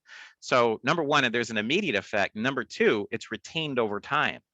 And we find especially the reciprocal motion type of activities, like a bike where one leg's going up, the other leg's going down. Walking is reciprocal motion as well. Elliptical trainers, as you can imagine, reciprocal motion as well. They seem to be especially effective at producing this effect. Dr. Savica also touched on neuroplasticity, and exercise creates neuroplasticity to counter-effect the effects of neurodegeneration. It actually causes good things to happen as far as neurotrophic growth factors. And again, I joke with my colleagues in regenerative medicine, it's a great field to study and explore, but exercise actually mechanically changes. If you have a stem cell, which you all heard about stem cells, or immature cells that can differentiate. When we're active, exercise causes this immature stem cell, mechanical stimulation of exercise, to mature into lean muscle, not fat. That is truly regenerative medicine. Not something we can show with even all these other modalities. Can exercise affect the brain? Okay, well, in Parkinson's disease, dopamine neurons, as we heard, are damaged and lost. A lot of them are gone by the time you were diagnosed, but there's a pause between the time of the loss of the neurons and when the symptoms begin. So the brain is reshaping itself. And again, this neuroplasticity comes into play, that when we're active, when we do physical activity, may affect the brain by driving this and combating this neurodegeneration, kind of forming new connections, restoring lost ones, encouraging growth factors of nerves to occur. And another effect is pain. And we use this in a lot of our patient populations, not just Parkinson's, that our chronic pain population, our fibromyalgia or myofascial pain population, that pain is reduced with exercise by activating non-dopaminergic pain inhibitor pathways. So even if there is a problem with the dopamine pathway, we can utilize other pathways to influence some impactors of those with Parkinson's disease, including pain. So tremendous effects on overall quality of life and lifestyle and life longitudinal and longevity. But as you know, in COVID even, we're having trouble. We just had a campaign start at Mayo here on taking the vaccine, encouraging people to take the vaccine. So we have 95% efficacy in the Pfizer and Moderna vaccines, but there's a lot of people who don't want to take the vaccine. And we just talked about all those benefits of physical activity, but few people are taking this medicine. Okay, about 70% of our country are overweight, obese, not getting the activity that they need. In kids, it's about the same figure, about 70%. And in generational, it's tripled the incidence of overweight and obesity. World Health Organization now, we've crossed the Rubicon. In essence, there's more overfed than underfed in the world today. Not that underfed still isn't a problem. I don't mean to imply that, but there's more overfed than underfed today. We don't want to be like this, like, exercise? I thought you said extra fries. No. But this is a self-reporting of obesity. This is kind of what we look at, the Centers for Disease Control. You kind of see the figures there by state. And these are percent of each state which are obese. And you can kind of see the data there. The dark colors are increased percentages, and our whole country really is involved. There's no real one area that's spared. Very powerful study in the Journal of the American Medical Association shows that this is an epidemic that is not being staved off, that is not getting better. And in my field, in physical medicine, we see people with a lot of conditions that this affects. So if you have Parkinson's and your BMI is 40, normal BMI is 25 or below, we have a lot of problems. We have a lot of these things become more manifest, more magnified. And as we see here in the data, this isn't going away. Our kids are getting bigger and less fit. Severe obesity is increasing. And the prevalence, meaning the percent of people who are obese out there, is about 40% now. So it's tremendously prevalent. It's a very powerful study from Lancet saying that by about 2030, about 50% of men and 50% of women will be obese. The cost to treat obesity-related disease is going to be about $66 billion. And obesity will cause about 8 million more cases of diabetes, 7 million more cases of heart disease and stroke, 500,000 more cancers by 2030, not too far away. It's a global concern. I've spoken in China, I've spoken in Dubai, all across the world on this topic. In China, now in 25% of industrialized cities have obesity rates that are concerning. Sadly, we are number one in the world in obesity. In the United States, you can see Czech Republic, New Zealand, Slovenia. I've lectured in Malta and Australia, the Russian Federation. You can see the numbers there, but if this is a worldwide problem, unfortunately, we are still number one in this area. But you can see throughout the world, the red, again, the darker colors are more prevalence of obesity, and you can see the vast global impact of this epidemic that is not going away. In Minnesota, we're not any better. We've got 70% of our population is overweight or obese. And again, what does that mean? Well, when you have a BMI greater than 30, and BMI is not perfect for sure, but it's a good screen, and it helps with our population studies. So greater than 30, type 2 diabetes, if you gain about 10 to or just 11 to 18, round number is 15 pounds, it doubles the risk of type 2 diabetes. For every 2-pound weight increase, about a 10% risk of osteoarthritis. We know what obesity does in pregnancy there. And this is striking. Again, a lot of things, we hope you'll die, a lot of diseases we die with, not from. And if we can control, we saw the beneficial effects of activity on early onset Parkinson's disease. We can, what's the #1 death rate and still in the world right now is heart disease. And this is stunning data from the New England Journal of Medicine, which is one of the most prestigious medical journals in the world. If you have a BMI, that's that body mass index of 30 to 34, you have a 200 to 300% higher mortality than normal weight adults. Mortality, that's death rate. If you have a BMI of 25 to 29, you have a 20 to 40% higher mortality than normal weight adults. That is phenomenal. Every time I give this lecture throughout the world, you present that data and people are like, pin drop silent. Doc, I knew it was bad. I did not know it was this bad. It's this bad. And this is striking data that it's if anything else, if we were to go on national news right now and say this disease has a 200-300% higher death rate than normal weight, we'd do everything we could to stop this. Certain age and ethnic and racial groups are especially affected by this. So 20 years of life lost in certain groups based on CDC data. Heart risks, you can see if you're overweight, almost a linear graph, 20% higher, obese, 42%, 98% higher risk of heart attack in middle-aged men, 80% risk of higher in middle-aged women if you're morbidly obese, leading to shorter lifespan.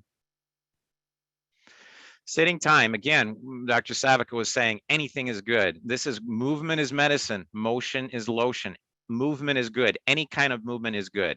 And sedentary lifestyle has been shown to be an independent risk factor for death rate. And even if you get the recommended amount of activity, if you sit for 10 hours a day, that's a risk factor. Risk factor for type 2 diabetes, risk factor for other issues related to metabolic badness, like bad lipid profiles, if we sit a lot.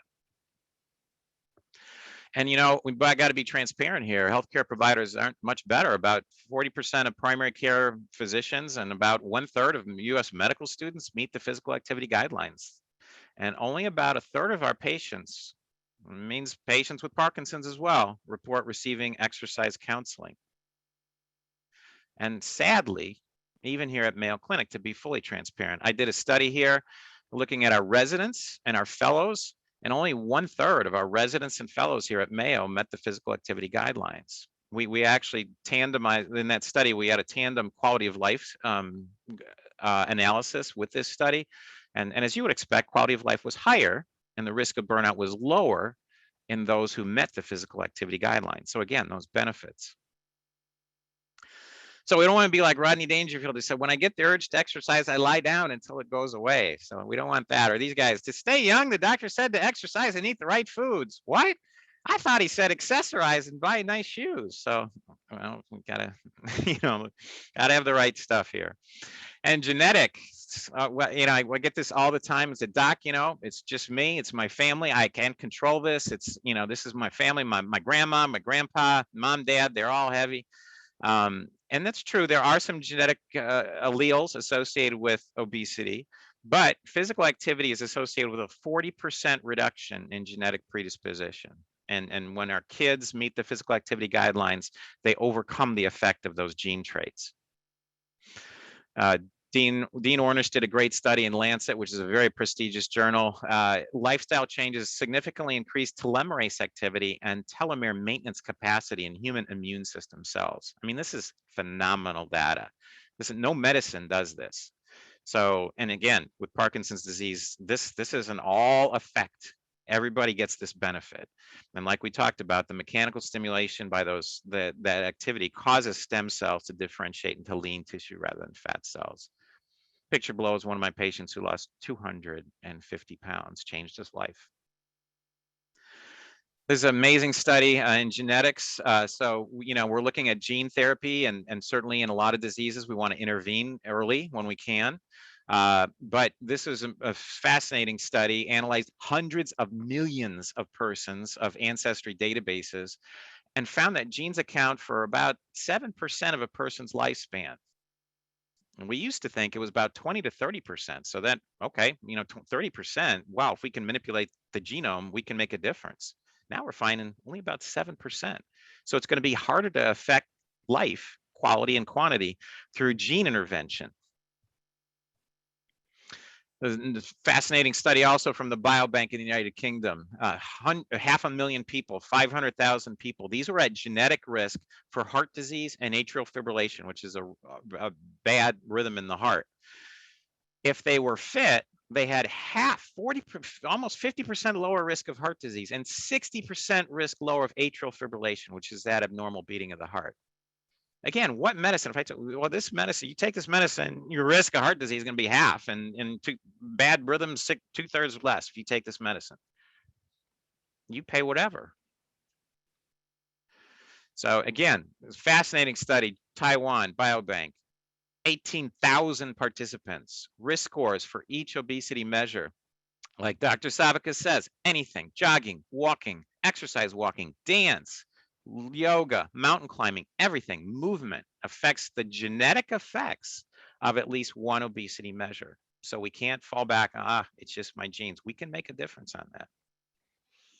So practical stuff, 150 to 300, 75 to 150. If you don't remember everything, remember these. 150 to 300 means the minutes of moderate intense exercise that we found protective against heart disease and 13 separate cancers. Moderate intense exercises, exercise in which you're breathing kind of hard, but you can still hold a conversation. That's moderate. Don't have to have a fancy heart monitor. Don't, just moderate. You do that 150 minutes, that's 30 minutes, 5 days a week. That's the magic number. 75 of vigorous. That's the high intensity interval training you may have heard of. So very hard, kind of hard as you can type exercise. And it says to 300 and 150 because if you're trying to lose weight or if you're trying to maintain weight loss, that's going to migrate up to about 300 minutes a week. So an hour, 5 days a week. So this was called, I was privileged to be involved in the Physical Activity Guidelines for Americans. This is a project by our Department of Health and Human Service. It's an apolitical project. We had members from everywhere. We had the American Heart Association involved, the American College of Sports Medicine. We actually looked at the best studies on exercise intervention on health that we could find out there in the world and called all these best studies into a database.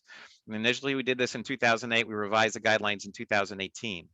So any activity is helpful. And that's where these minutes came from, was studying these, again, voluminous studies. I think the final meta-analysis of the highest powered studies, which means the best carried out, best study design, large numbers of people, there were over 660 of these. So again, it's at once, oh, look, this study may tend to show it's voluminous. And again, it doesn't matter. It's whatever your abilities will allow. I deal with people with a lot of different conditions, with strokes, with spinal cord injuries, with amputations. I got amputee skiers, whatever. Any kind of movement is good. Whatever your disability, we can find you something to do that gives you movement and gets you activity. What did we change in 2018, the physical activity guidelines? Well, sadly, we had to put in guidance for preschool age children. So you guys are role models, even for those around you and for your families, for sure. We discussed sedentary behavior, how bad that is more. We discussed more how bad that is. We removed, before in 2008, we said, well, you really have to do something for 10 minutes. And now we know anything, minute, 2 minutes, minute, 2 minutes, 10 times a day, anything is good. Parking further away, taking the stairs. So it doesn't have to be 10 minutes. And we found more immediate benefits, more health benefits, and we targeted strategies for people to do what they need to do. Sadly, again, preschool age kids, that was an emphasis. Move more and sit less. We got to get less sedentary and more movement. If we're sedentary, we increase our death rate, our heart disease rate, our type 2 diabetes rate, and our cancer rate. But there's no low threshold. One study showed as little as 10 minutes a week lowered all-cause mortality. That's death rate. And any activity counts. Really, there's no lower threshold. This is a relationship of activity. And the neat thing is, at 150 minutes, you don't have to run a marathon. And you kind of see this graph here. This is kind of the amount of activity, and this is the bang for your buck, the lowering of the death rate. So that 150 to 300 minutes gives you huge bang for your buck in lowering the death rate. You can be fit and run marathons out here, which is great, but the bang for your buck, the biggest bang for your buck, comes in reducing this and getting that 150 to 300 minutes of moderate activity per week. These are the benefits. It's just amazing. Again, it's again, any medicine that would do this would be, people would be paying whatever amount to get it. So, and in yellow there, those are the new benefits we found. It's actually protective against 13 separate cancers. We talked about cognition and thinking, dementia risk, fall-related injuries. Parkinson's is a concern as well. Exercise lowers the risk of fall-related injuries, helps improve balance. For kids, again, for your families, it improves bone health, weight, heart health, and we have kids. It's the highest rate of depression in our kids right now, anxiety, suicide. Exercise mitigates all those. And again, there's short-term, there's long-term, there's disease management benefits for everybody. Brain health, we can talk about thinking health, academic performance improves, executive function. This is all comers. This is people with Parkinson's as well. Reduce risk of dementia, improve thinking skill, executive functioning, attentive memory, processing speed, improve quality of life. Mood, huge effects on mood. You go out and take a walk for 30 minutes, immediately you get effects on anxiety reduction. You don't have to wait for it. Immediate effects on anxiety reduction. Sleep quality, which is very important. Restorative sleep is very important to recovery for us to live as humans. We have to have that recovery time. Exercise improves that recovery and gets us a deeper and more restorative sleep. And again, we like to use the term activity, anything that uses energy. Exercise maybe, oh, I can't do that, doc. No, anybody can move. Movement is medicine, motion is lotion. So again, this is the key thing. If we get everybody up to this 150 minutes, we have the huge benefit. You can be running marathons out here, which is great for fitness, but the bang for your buck really diminishes. And this is the Harvard alumni study, which contributed to that. This is the this is the death rate according to the amount of, again, kilocalories expenditure. That's at 150 minutes per week mark. And the biggest drop is up to that 150. There's a little bit further drop after that. These are the marathon guys out here. But again, the biggest drop is getting to that 150 if we could get all our population up to that. And there's a sweet spot too. That I do sports medicine. I see people who do too much, and actually they decrease their immune system. So people who run marathons, I teach marathon training classes. I actually tell them to rest for about 4 weeks after the marathon, kind of stay away from people who are sick and all, because your immune system is actually, for a super normal event like that, super maximal effort event, your immune system is decreased after an event like that. So the sweet spot is right in the middle. That gets your immune system pumped up and your infection risk down. Again, duration, anything is good. You can see the numbers there. Less than 20 minutes had the highest rate of death, but if you 60 minutes had 2/3 less risk of death, and 100 minutes a day, 75% less risk of death. High intensity interval training. You may ask about this because this is out there a lot and people are talking about it a lot. And it's not magic. It's just it's not new. It was used in athletes from the beginning of the century, basically. And it's basically just doing something the hard as you can for about 30 seconds and then having a 1 to 2 minute recovery and then doing it again for 30 seconds and having a 1 to 2 minute recovery. And it doesn't matter. And again, it doesn't have to be with high power weight, and shouldn't be actually with high power weights. People hurt themselves doing this all the time. But say you're on a stationary bike, and just going as fast as you can for 30 seconds and then resting for a minute or two. And then going as fast as you can for 30 seconds. You're on elliptical, same thing. You're walking, same thing. Just walk as fast as you can.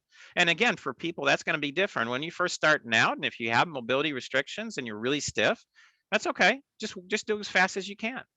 But that type of training is actually very effective, and it repeatedly stresses the body to a greater degree than we're able to hold for a longer period.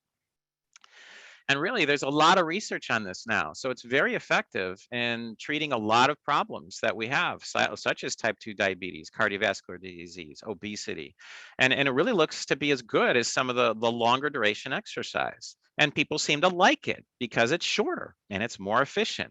So it's really something to think about. And again, not every part of your activity should be high intensity, but maybe think about incorporating some of that. If you're on the bike for a while, just do a few sessions of hard as you can.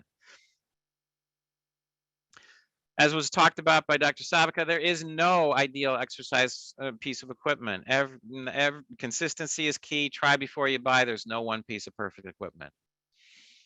This is, you may want to try before you buy, though. This is an example of, well, maybe it isn't.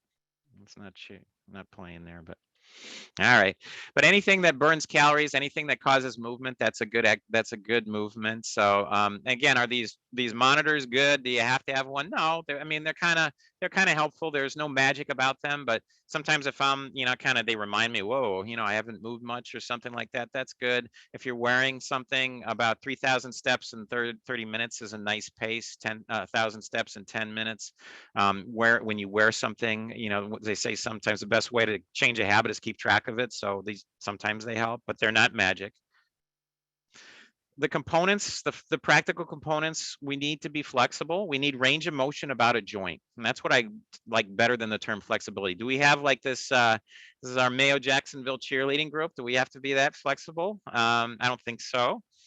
But stretching has a lot of different benefits. And when we have the most motion we can about a joint, we can use the joint and we can have the mechanical advantage of the muscle as good as it can be. But everybody's different. And some people, doc, I stretch, 2 hours a day. Everybody's different. Genetics are different. Not everybody can be a ballerina. Not everybody can be that woman in the picture. And that's okay. What we find more important is symmetry or equalness side to side. So if you've had an injury, say to your hamstring, the muscle on the back of your thigh, and it tightens up, okay, and that hamstring is tighter on the right than the left, now we have an imbalance. And over time, you may not notice it. I'm going for walks and walks and walks, month, 2 months, 3, and then 3 months, 4 days. Oh man, my hamstring's killing me. What'd you do different? I didn't do anything different. Well, it's cumulative trauma over time. One thing important is technique, and that's really key. This person here looks like they're really dramatic, doing a great stretch. It's a horrible stretch. It's a stretch for the hamstring, but she's unlocking the facets of her spine, which are protective. She's putting a lot of pressure and rotational pressure on the disc. It's a risk for disc herniation or a slip disc. So that's a bad stretch, even though it looks, oh, she's really good. No. So we don't say it's practice that makes perfect. It's perfect practice. You got to be doing stuff right. So we can show you how to do that. We have on mayoclinic.org a stretching slideshow that shows you all the stretches that you can do for major muscle groups in your body. You want to hold your stretches at least 30 seconds, which is a long time. You watch people stretching in a health club or something, they're 5, 10 seconds. You need to hold it 30 seconds to really get that duration of hold on the tissue. And don't bounce. Bounce just causes micro tears that make you tighter. So we want to prevent that posture that Dr. Savica showed us earlier, that forward flex posture. So we want to stretch the pectoral muscles in front, our shoulder groups. We want to extend our upper back. We want to stretch our leg muscles so that we have this upright posture. If you go to mayoclinic.org, and .org is a free site, you do not need to log in. You do not need a password. You go to mayoclinic.org and you search stretching slideshow. You're going to get 10 of the best stretches to do. It's going to show you exactly how to do them in picture form and in word form. It's an example of a better stretch for the hamstring. So this is called a door frame hamstring stretch. So say this is a door frame, my back is totally protected, my facets are not unlocked, and now I'm getting an isolated stretch on my hamstring. So, and I can actually assist it with my quads and get a nice stretch there, but it's totally safe for me. We want you to do stuff that has very high benefit, very low risk. Strength training is huge. Every one of us loses body mass as we get older, about 10% of lean muscle mass per age after age 30. Strength training increases lean body mass. What does that mean? Now we have a bigger engine, like a V8 engine instead of a 4-cylinder, a bigger engine to burn calories. And again, you're never too late to do this. Best brace you can give yourself is your muscle brace. We can protect our joints by having strong muscles about our joints. You want to have a goal. Maybe you want to play some tennis, and we give you specific exercises there. Maybe you just want to lose weight. Maybe you want to be fit and toned. Nothing wrong with that. So we tailor the program according to your goals. But with all of it, again, like with the stretching, technique is key. I see people every single day who hurt themselves doing exercise, who hurt themselves strength training, who do stuff wrong, who do stuff with bad technique. So the key is good technique. We have technique issues there too that we can show you on mayoclinic.org. We say isolate, then integrate. We want to, if we have a specific area that we need to focus on, we can isolate it, but then we want to integrate it into a functioning system. And your core is the link between upper and lower body, very important. This is not good technique, okay? Looks dramatic, he's got a lot of weight. That guy's just causing a fracture in his spine doing this, so that's not good. But it's ubiquitous. Imperfect practices out there. This is you know, one of my favorite journals, Muscle and Fiction, I call it. But just this trainer is this person is starting way too far back in a position that's going to shred their rotator cuff and cause them to have shoulder pain. So even though this looks very dramatic and this is great, this is a bad exercise, and I'm going to see this person later because they're going to have shoulder problems. So we want you to do perfect practice. We want you to do it right. So we have a slideshow on core strengthening exercises that you can do. We have a slideshow on strength training exercises you can do on mayoclinic.org. Just search strength training videos. We have a series of 35 videos that you can do. And the good news, again, we think of strength training sometimes, again, we have to lift a lot of weights, big heavy weights and all this sort of stuff. 90% of strength gains are achieved with one set to what we call muscle fatigue, meaning your muscle can't work anymore. So if I'm training my biceps, I'm doing biceps curls. I'm doing biceps curls with a weight that all of a sudden, I could barely do it. And then that's it. That's all we need to do. We don't have to do that 2 times or 3 times or 6 times. 1 time is enough. And once we fatigue the muscle, we get the muscle to do what it needs to do to get better, to grow. And now I'm in this Council and Department of Health and Human Services. We're biasing people to fatigue at a higher repetition. Meaning, I don't care if you're doing your biceps and you fatigue at repetition 39, because 39 probably means it's a lighter weight. It probably means it's a weight you can control better, and you get the exact same benefit fatiguing at repetition 39 as repetition 3. And repetition 3 probably means a very heavy weight that you're having a hard time controlling, and it fatigues you by the 3rd repetition. So again, just busting down the paradigms. What this means is you don't have to spend an hour and a half weight training. Maybe you spend 20 minutes weight training, because you do that 1 set to fatigue major muscle groups and you're done. You don't have to do it over and over again. How does strength training helps us? Well, and apart from our heart training, it helps us. We talked about protecting joints, but also it increases lean muscle mass. So we increase insulin sensitivity and actually decrease the bad cholesterol. This is an independent effect of what aerobic conditioning or heart training gives us. So it prevents weight gain as well. It gives us that bigger engine, increases lean muscle mass. It actually lowers bad cholesterol and raises good cholesterol. It actually reduces blood pressure, similar to our aerobic exercise. It improves our blood glucose. And it actually is maybe better than aerobic conditioning, improving insulin sensitivity. It makes us utilize our insulin better and lowers the risk of metabolic syndrome. So there's a specific, yeah, it's any exercise, but we want you to do strength training specifically. We want you to do the flexibility training for the benefits that we've discussed. Less than 1 hour per week of resistance training, 32% lower risk of bad cholesterol, 1/3 lower risk, and improves your whole body composition and fitness. So a lot of reasons to do strength training. Body composition, we lose fat, which can be inflammatory. Fat produces inflammatory cytokines. And that, again, that's not good for Parkinson's disease. And resistance training increases muscle mass even until the 10th decade. Study in the Journal of American Medical Association showed 86 to 96-year-olds benefited. Weight loss, again, when we strength train, we lose fat, we gain lean muscle. That's a good ratio. And again, this is the study from 86 to 96, never too late. Till you breathe your last breath, it's never too late to get benefit from strength training. Practical strength training, muscle balance is key. We want to be balanced throughout our body. And we want to have, again, Dr. Savica was talking about that posture. So we want to, I was saying to our athletes that come in, everybody's got Cadillacs in the front and Volkswagens in the back. So they work what they can see. They're doing a lot of stuff in the front, and biceps and chest, but then we get this way. We want to go balance. We want to work the muscles in the upper back as well.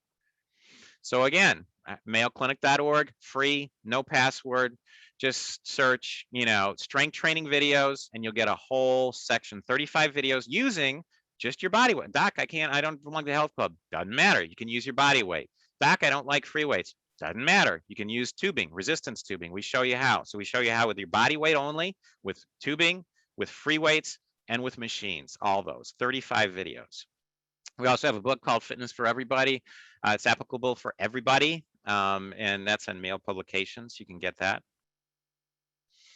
And again, exercise is synergistic. If we need good diet as well, like we talked about, we need clean eating, but diet plus exercise, that's the greatest improvement in our function and the biggest reduction of frailty as we grow older that we can have. Stability and balance is very important as well, and especially for the Parkinson's population. And it's a system that we often neglect and we don't train as well. We hear about the big three: heart health, cardiovascular training, all right, pummeled with that data there for good reason. We hear about flexibility, stretching, okay, good reason. Talked about that. Heard about strength training, okay, good reason. So those three, okay. You can be very strong, but not stable. You can be very aerobically fit, but not stable. You can be very flexible, but not stable. I had a 250-pound professional linebacker in my office, and he could bench press 500 pounds. If he stood on one leg, I could push him over with a finger. He was very strong, but he was not stable. He didn't have, when he doesn't have a bench behind him to stabilize himself doing this big work, he wasn't stable. Stability means muscles working together to protect joints. So a lot of single leg balance stuff, very simple stuff is helpful. A lot of single leg stand stuff and all that. The more you stand on one leg, the more you challenge anything, you challenge a muscle with weight, it gets stronger. The more you challenge balance, balance gets better. So one-legged tasks are very, very helpful. Tai Chi improves balance, reduces incidence of falls. We have data, strong data to show that and the neat thing about Tai Chi is very simple. It's a very gentle movement therapy. Doesn't involve high impact, doesn't involve big time weight, but it gets your center of mass improved. It gets your balance improved, reduces the incidence of falls, reduces the incidence of hip fractures. So in Parkinson's, when balance and stability are very important, we need to train this system separately as well. And again, you guys are a role model. You know, you may have loved ones with Parkinson's disease, spouses with Parkinson's disease.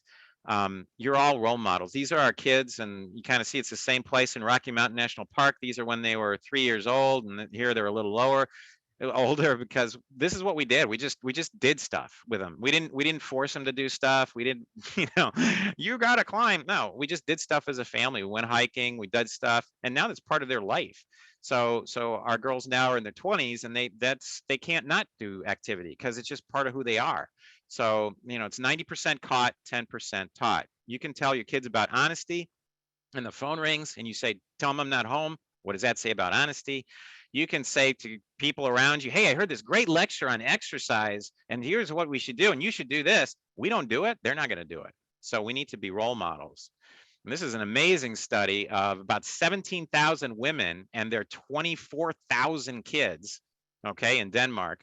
If you had a healthy body weight, if you got 150 minutes of activity a week, if you didn't smoke, and you drank alcohol in moderation, your kids had a 75% reduced risk of obesity. Again, when kids are born, say, all right, if you take this every day, your kids will be 75% less likely to be obese. You'd buy that in a second.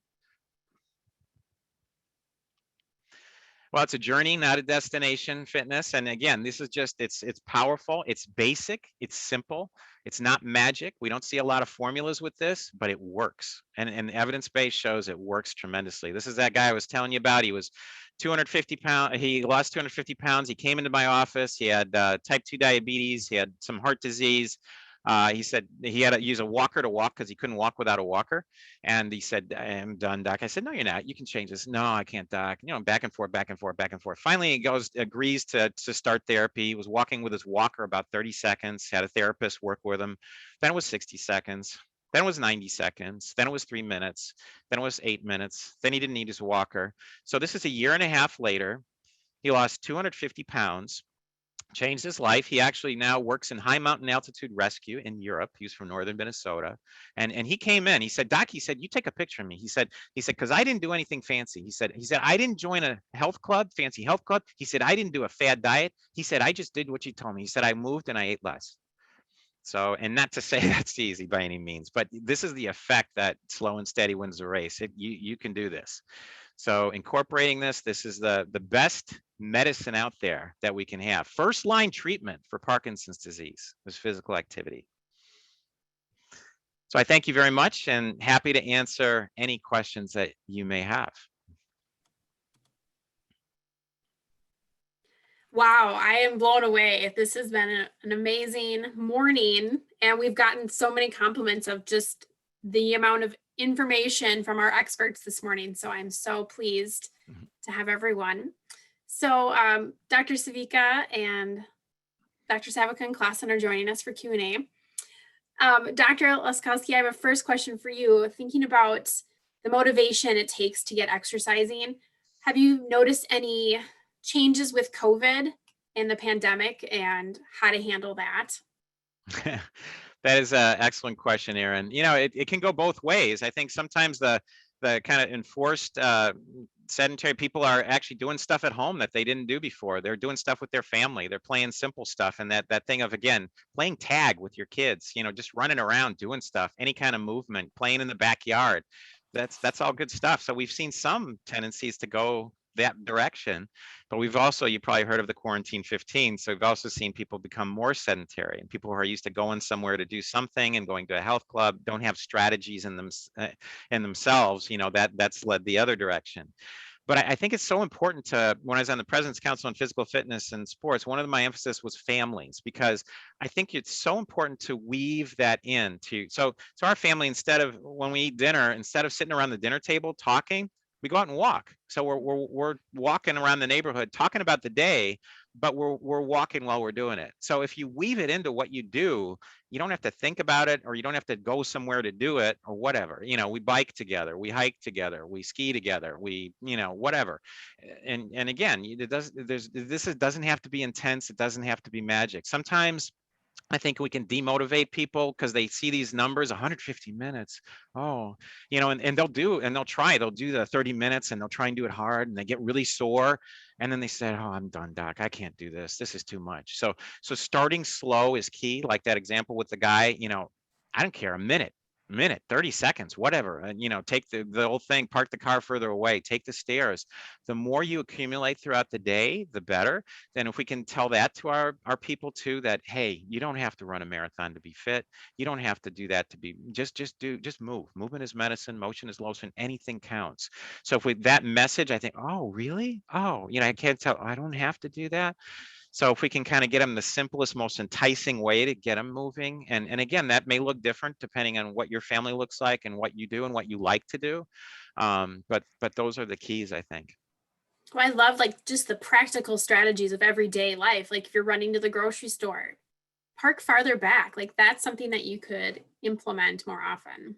It's exactly right. That study was incredibly powerful, and they really subtracted all the 10 minutes a day, 10 minutes a week was helpful. So anything is good, and that's why we took the requirement for a minimum. So we, oh, I have to do this, I have to do it at a certain intensity. Just move. Mm-hmm, mm-hmm. And kind of on that note, Dr. Savica, we've gotten a couple questions about medications and wanting to wait until medications. Is there any specific information about exercise or diet or anything that can help prolong and push off those medications till later? Absolutely. So I would say that, as I mentioned in the presentation, clearly we need to start medications. We need to start supplements. We need to start things that are beyond, I take the Cinemet and see you later. However, when it's time to take Cinemet, it's time to take Cinemet. When it's time to take carbidopa-levodopa, it's time to take carbidopa-levodopa. What means that greatly all my patients that are with early onset Parkinson, and you know, we have this early onset Parkinson clinic when we do an holistic approach to things, I have them exercise. I talk about exercise. I talk about different kind of exercise, different kind of activity that they can do every day. Diet is very important, having a very clean, balanced diet. Clean doesn't mean that you cannot indulge with a burger now and then. Doesn't mean that you don't need to eat fries if you like fries, or ice cream. But if you eat ice cream every day, 3 times per day, you have a problem. Means that the idea is to try to find what it's easy to be doing, to implement easier. But there's a huge but to me. If the symptoms are becoming so annoying that is preventing my patient to move, to do physical activity, to have ability to move around and to do stuff in their life, then we cannot hesitate. We have to go full out, because we cannot limit our lifetime in a good state with physical activity, dieting, going to kids practice, having family reunion, everything else, just because the symptoms are too severe for me or for somebody else to walk correctly or to move correctly. So it's a kind of a cat that bat is on tail to some extent. We have to avoid this to be the case. But I'm trying to delay as much as I can the use of any medication. If my patients report that, yes, sure, I have a tremor in my right arm, I'm not bothered by that. It doesn't bother me for sure. It doesn't bother my patient. It doesn't bother anybody else. There is the time where we can intervene with supplements, with physical activity, with dieting, and with pleasure, as I mentioned. Skip the medication for later. But if the tremor is becoming very intrusive, prevent me to do whatever, then I have to go and I have to intervene. Have you ever had a partner or a family member say, I think it's time to start medication because I'm feeling unsafe in the kitchen with you, you're driving? Yes. Has that ever been the case where it's so generally speaking, Erin, this is a great question. We need to work always with a partner. I always appreciate when the patient is coming with somebody that knows them very, very well, either a spouse, a partner, even a good friend or parents, because the observation that they may have is very different. And if you think about yourself or myself, the perception I have of myself is not maybe the real perception, is what I perceive of myself. My wife knows me better because she knows what I'm doing, or the way I behave, the way I move, and she can tell things that I'm not able to perceive. So it's very important to have the inputs from the patient and from the spouse or partner or good friend, because sometimes the things can be discrepant. And would I use only the inputs from the spouse? Not necessarily. Would I use only the input from the patient? Not necessarily. I would use both, and I would discuss clearly why we made some decisions with the patients and with the spouse. Thank you. Another question about medications was, a person said they were diagnosed at 48 and beginning medication 9 months later, and wondering, they're also experiencing being underweight. Would that be from the medication? Is it part of Parkinson's? Great question. So, we know we have a problem for that. We know, we have to make some assumptions here. So early onset Parkinson disease may have a problem with absorption at times of the drug, because sometimes there are some concomitant conditions that can look like early onset Parkinson that can change the way the medication is absorbed. Let's assume that this patient doesn't have problem with absorption, and he or she is only using carbidopa levodopa the way it's supposed to be using, 1 hour before meals and so forth. Dr. Klassen, Dr. Laskowski can tell you that nausea, uneasiness, queasiness, sometimes patients say, of the stomach, not feeling good after taking is very common. And this is a problem, because all over the world, but not in the US, all over the world, carbidopa levodopa is used together with domperidone, which is a medication that kills, quote, quote, the nausea, kills this queasiness. In the US, it's been not used because the FDA removed it years ago from the shelves, because this medication was abused by pregnant women to induce lactation. So it's been removed from this reason. It has nothing to do with Parkinson's disease. But it's still something that can be prescribed and found in Mexico, in Canada. Somehow there's ways to get it here. Why I'm telling you that? Because sometimes the lack of appetite, the change in weight, can be because of this uneasy feeling that can improve with domperidone. Sometimes the change in weight can be present if somebody, I'm sorry, my daughter is knocking, it's making me laugh. I do apologize. So somebody is having a different story. If somebody is having tremor that is not controlled, I'm burning calories all along. I'm burning a lot of calories if I have a 24/7 tremor. So I'm going to lose some weight because of this reason. So we have to consider that sometimes it's because people are untreated. But on the other hand, I think in this particular person, losing appetite, not feeling good, the first thing is to try to kill this uneasiness that sometimes can be present. At times, I'm forced to use medication to induce appetite, like, for example, Remeron, mirtazapine, and so forth. All right, thank you. Dr. Klassen, we had a question. How would I know if I'm a candidate for deep brain stimulation or Duopa? What does the process and the testing look like? Sure. So I think it would start with a discussion with your neurologist who's primarily managing your situation, because like we talked about, these are both a little bit more invasive therapies than just taking a medication. And so if they have another idea, or maybe your doctor had in their mind the next step if things didn't pan out with the last idea they had.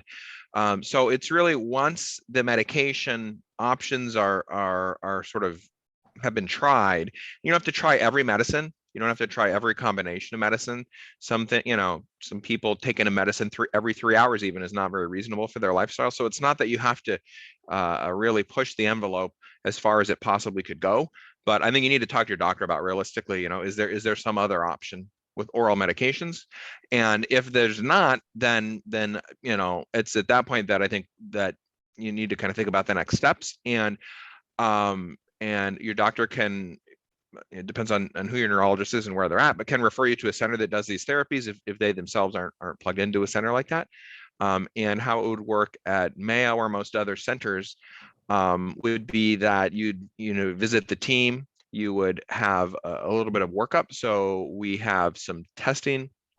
Once you see the neurologist, to make sure that we don't have an easier idea of how to treat it, and a surgeon to kind of look at, are you healthy enough for a procedure or for the tube placement, et cetera. If it's something involving the brain, like deep brain stimulation, then we'll have actually even more through our workup. We usually test memory and thinking and all these sorts of things. So there's a fair amount of testing that goes into it, because it's a pretty big decision, particularly the deep brain stimulation. And then there's also more clerical work on the end of either of these to make sure that your insurance would cover it, because you wouldn't want to go have a tube placed for Duopa, for example, and then find out that it's going to cost you $50,000 a year. So you want all that tucked away ahead of time. And so there's a combination of sort of that sort of thing and just medically making sure it's an appropriate next step. Is there like a sweet spot or the right window to planning or talking about this with your provider so you don't miss that and it's too late in the game? Or is that still, I feel like that's something I've heard in the past. Is that still current? Well, I think so. There's a concept of a window of opportunity, and I think there's good and a bad about the concept. I mean, I think what I don't like about the concept is it implies that every patient with Parkinson's is going to need, this was brought up in light of deep brain stimulation, and it kind of implies that everybody's going to need DBS at some point. Yeah. And that's just not true. So, and I think the concept maybe was developed with people who had vested interest in getting a lot of people DBS. So I don't like it in that regard. And the other reason I don't like it is because it implies that DBS is going to work for certain things for a while, and then it'll quit working if you wait too long. And that's not really the situation. But if you think about what Dr. Savica talked about, I think he talked a little bit more about progression over time and things that can happen. Basically, deep brain stimulation is going to work for the things on my slides: tremor, rigidity, the walking problems. And so when that's your main problem, then DBS is going to be very helpful for you. If your main problem is imbalance, freezing, if your main problem is cognitive problems, then DBS would still help tremor. If you had a lot of cognitive issues and freezing of gait and all of this, and a lot of tremor, DBS will still help tremor. It's just not going to help you, because tremor is not your problem. And so that's what the window of opportunity is about. Is you don't want to have a period of time when you're really struggling and this would really help, and then you just miss the window on it. But it's really more of an opportunity cost. And I think a better way to think of it is the general principle, which I think Dr. Savica was overlying as well, is that we're treating you so that you can be in the mainstream of your life. You can take the physical activity, as was discussed at length, and take advantage of these things. And so if you're doing all that, you don't necessarily right now need to have deep brain stimulation or Duopa or anything else to try to make sure that you get it on board in time, if you will. The only go ahead. Yeah, you go ahead. Go ahead. One thing that I want to tell, because this is very important. Deep brain stimulation, and Dr. Klassen is a world expert on that, and he knows that, so he knows everything about it. It's been used for Parkinson's disease. Knowing the pathology, the biology, the underlying condition of late onset Parkinson's disease. We have experienced, me and Dr. Klassen, we work quite together, of some early onset patients that are not doing the best with deep brain stimulation because their underlying pathology, the underlying disease is different. So we have to really consider that sometimes. Second, in our practice, and we look into our data here in Onset County, I was expecting to see a huge number of patients early onset with deep brain stimulation. But to second what Dr. Klassen told you, that not everyone needs that. The amount of patients that need this deep brain stimulation and had early onset Parkinson's disease and had dyskinesia was 12%, which is not very much. All right, well, thank you. Two-part question. I would love to hear Dr. Savica and then Dr. Laskowski's thoughts. The question is about how to improve sleep. I usually wake up in the middle of the night. I take carbidopa, levodopa before bed, and again, I wake up. So that is a problem. So insomnia is, and Dr. Klassen and Dr. Laskowski knows this very well, is one of the symptoms of Parkinson's disease. And most of the time, it is caused by lack of dopamine. So that's why this gentle person, whether it's a man or a woman, was using carbidopa, levodopa, extended release at night to try to transition to the nighttime sleeping if dopamine is reduced. And sometimes this works great. You take control release at night, then you wake up in the middle of the night, maybe you do, maybe you don't. You take either immediate release or control release, and you have a restful sleep. Sometimes it doesn't work at all. Sometimes it's not enough. So if it's the case, there are some, I would say, medical medication that can be used together with carbidopa, levodopa to try to have sleep. I give you an example.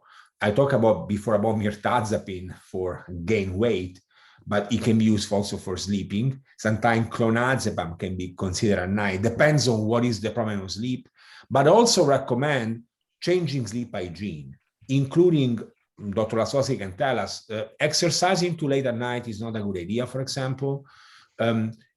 Being tired enough to go to sleep, and work on some cognitive behavioral treatment to try to improve the sleepiness, if it's not coming from dopaminergic deficits.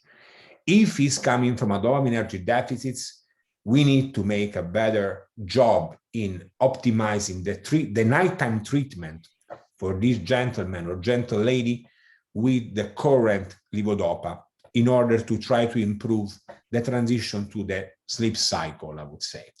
Another thing, if it's not enough, a sleep study needs to be considered, because it is possible that some parasomnia, not the one that we deal with, dream and active behavior disorder, we know how to treat it, but other parasomnia can be involved and can be participant to this particular problem. That's great recommendations there, Rodolfo. I'm just going to go back to basics again. That there's again voluminous studies in multiple different entities, such as anxiety, such as depression, where there are neurochemical and neurotransmitter imbalances. So similar to Parkinson's. I don't know if we have voluminous data on exercise and sleep in Parkinson's itself, but it can be translated from some of the other research on conditions which do involve neurotransmitter differences. And again, activity and exercise influences depression. It influences anxiety. It increases stage 4 sleep, which is the restorative portion of sleep. and just by the effects of exercise itself. So all these things, if we have a foundation, again, certain disease entities we may have may change that a little bit. But if we don't have a good foundation of getting that hygiene provided by good sleep in our bodies, I think all these things are going to be manifested. While you have, whether you have Parkinson's or something else, it's not going to be good. We even see with our athletes, we have a triad of how to improve human performance. It's clean eating, it's physical activity, and it's nutrition, and it's actually mindset. And the fourth part is actually recovery. Because if you don't recover, and there's so many studies even in athletes now, if you don't have the proper recovery, you won't perform your best. So we're seeing, again, back to basics, it's a foundational thing that we need for life in general, no matter what. And let me say another thing about recovery and sleep recovery, which is important. Clearly, and many patients can say that if you sleep well the next day, you usually feel better. There's a subtype of patients that feel the greatest the moment they wake up. They don't even need to take medications for a while. They feel that they're completely on without any need of levodopa. Unfortunately, this is not a great thing. There's a study that shows that people that have this particular good response are the ones that, quote, quote, are burning levodopa faster because they're using this at night. But the entire question is that their study also that shows that a good restorative sleep reduces the amount of plaque beta amyloid accumulation, which is the typical amount of plaques and tangles that are seen in Alzheimer's disease. So having a good circadian rhythm, that by the way, is not 24 hours, it's about 38 hours for humans. We are forcing in 24 hours for our social convention, is exactly needed. And is not that easy at times in Parkinson's disease, just because there are these spikes of dopaminergic level. Actually, Dr. Klassen, there's not very many studies on sleep in DBS, but there are some effects as far as I know, right? So I think I think DBS absolutely helps sleep, but it helps sleep in the patients for whom some of the sleep problem has to do with the wearing off of the dopamine effect. And so I think there's two things that have, you know, that the other speakers have been discussing. Is obviously there's a lot of reasons why people have sleep problems, and you need to optimize the ways we optimize sleep for everybody. And then the specific additional problem in Parkinson's is if you're having sleep difficulty from sort of a return of rigidity and other symptoms as the levodopa wears down at night, you know, there are medication strategies, but DBS helps that, typically helps that because it's on all day and all night. And so you just never drop down as low as you would have otherwise. Thank you. All right, we have time for one question. This one was submitted for during registration. So this 34-year-old is pregnant with her second child, and she's noticed a tremor in her fingers and her chin. Her mother was diagnosed a year ago. Her grandfather had tremors late in life, and her mother's brother, who's 42, developed a tremor in the last couple years.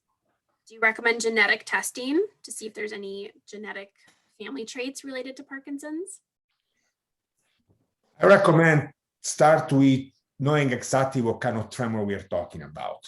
Let's start with the basic. Is it essential tremor, which is a familiar tremor that is strongly present in the family and generally speaking is benign? In other words, it can get worse, and usually it's a different kind of tremor. It's a tremor of action. In other words, the rest tremor is something that is present at rest, so nothing is happening and my hand goes. Action tremor is when my hands are shaking the moment that I activate them. So clearly we have to understand the diagnosis. Let's assume that it's not essential tremor. Let's say that this gentle lady has a strong family history of Parkinson's disease and is being diagnosed in all these generations.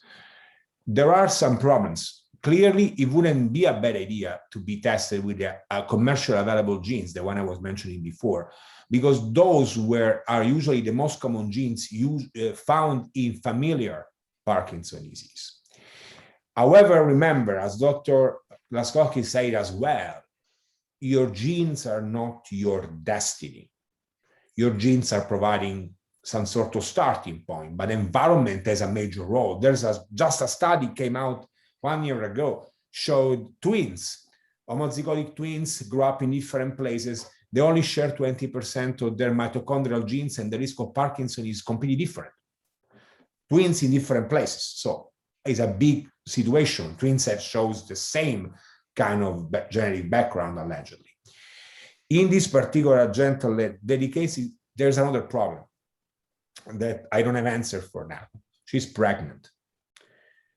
Pregnancy and Parkinson's disease, it's a complete ignored and unknown field. There are only very few studies talking about 3, 4, at most, case reports of women pregnant that had usually the consensus of these 4 studies, they have a slight worsen of their symptoms during pregnancy. If you ask me, Dr. Savica, should I use a levodopa during pregnancy? The answer is that I'm not sure. It is case by case. Currently, there's such a lack of information that I am part of a multi-center international initiatives to study, to have a registry of pregnant women with Parkinson's, women and pregnant women, so women in childbearing age and pregnant women with Parkinson's disease, to exactly understand this topic. So even though she has a family history of some sort of tremor, we have to understand the tremor, and if it's Parkinson, would be good to test. But the implication of the test results needs to be interpreted very carefully in light of everything else, because we don't know. If the concern of the gentle lady is that, oh, what about my kid?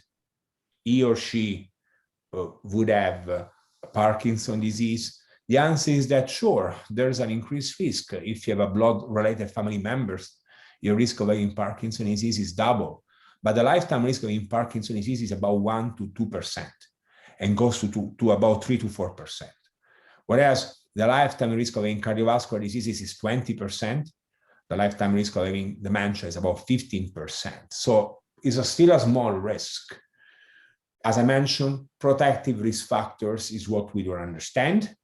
The role of sex chromosomes is what we don't understand. So it's good to have genetic tests, but we have to be interpret them with a grain of salt. Thank you. All right. Well, that brings us right to our time. Thank you so much, everyone, for joining from their homes today. And thank you so much to Dr. Laskowski, Dr. Klassen, and Dr. Savica for all your expertise on this Saturday. And I just have a few last slides to share. So let me pull that up. Before we started our program today, we were sharing how excited we are to think about next year and doing another early onset program. So after today's program, we'd love for you to participate in our evaluation that will just pop up on your screen as this closes. So we'd really like to hear your feedback to help us plan for future programs, the time of the day, the length of the program, and what topics you'd be interested in hearing. We will also email the link with the recording and a few of the resources and the evaluation in a week. Another thanks to our sponsors today, Amneal, Kyowa Kirin, and Supernus for supporting us today. And just a reminder that we offer weekly virtual programs through the Parkinson's Foundation: Mindfulness Monday, Wellness Wednesday, and Fitness Friday. So Fitness Friday, I know that would be right up lots of your alleys to check out those videos that are released every Friday. To learn more and register, visit at parkinson.org/pdhealth. And lastly, please know that you are not alone. We are here for you. If you have any questions, please reach out to us by calling our 1-800-4PD-INFO, our helpline, or go ahead and email them at helpline@parkinson.org. You can use the same contact info to order free resources, educational books, and our hospital safety kit. Thank you again for joining us, and have a great weekend.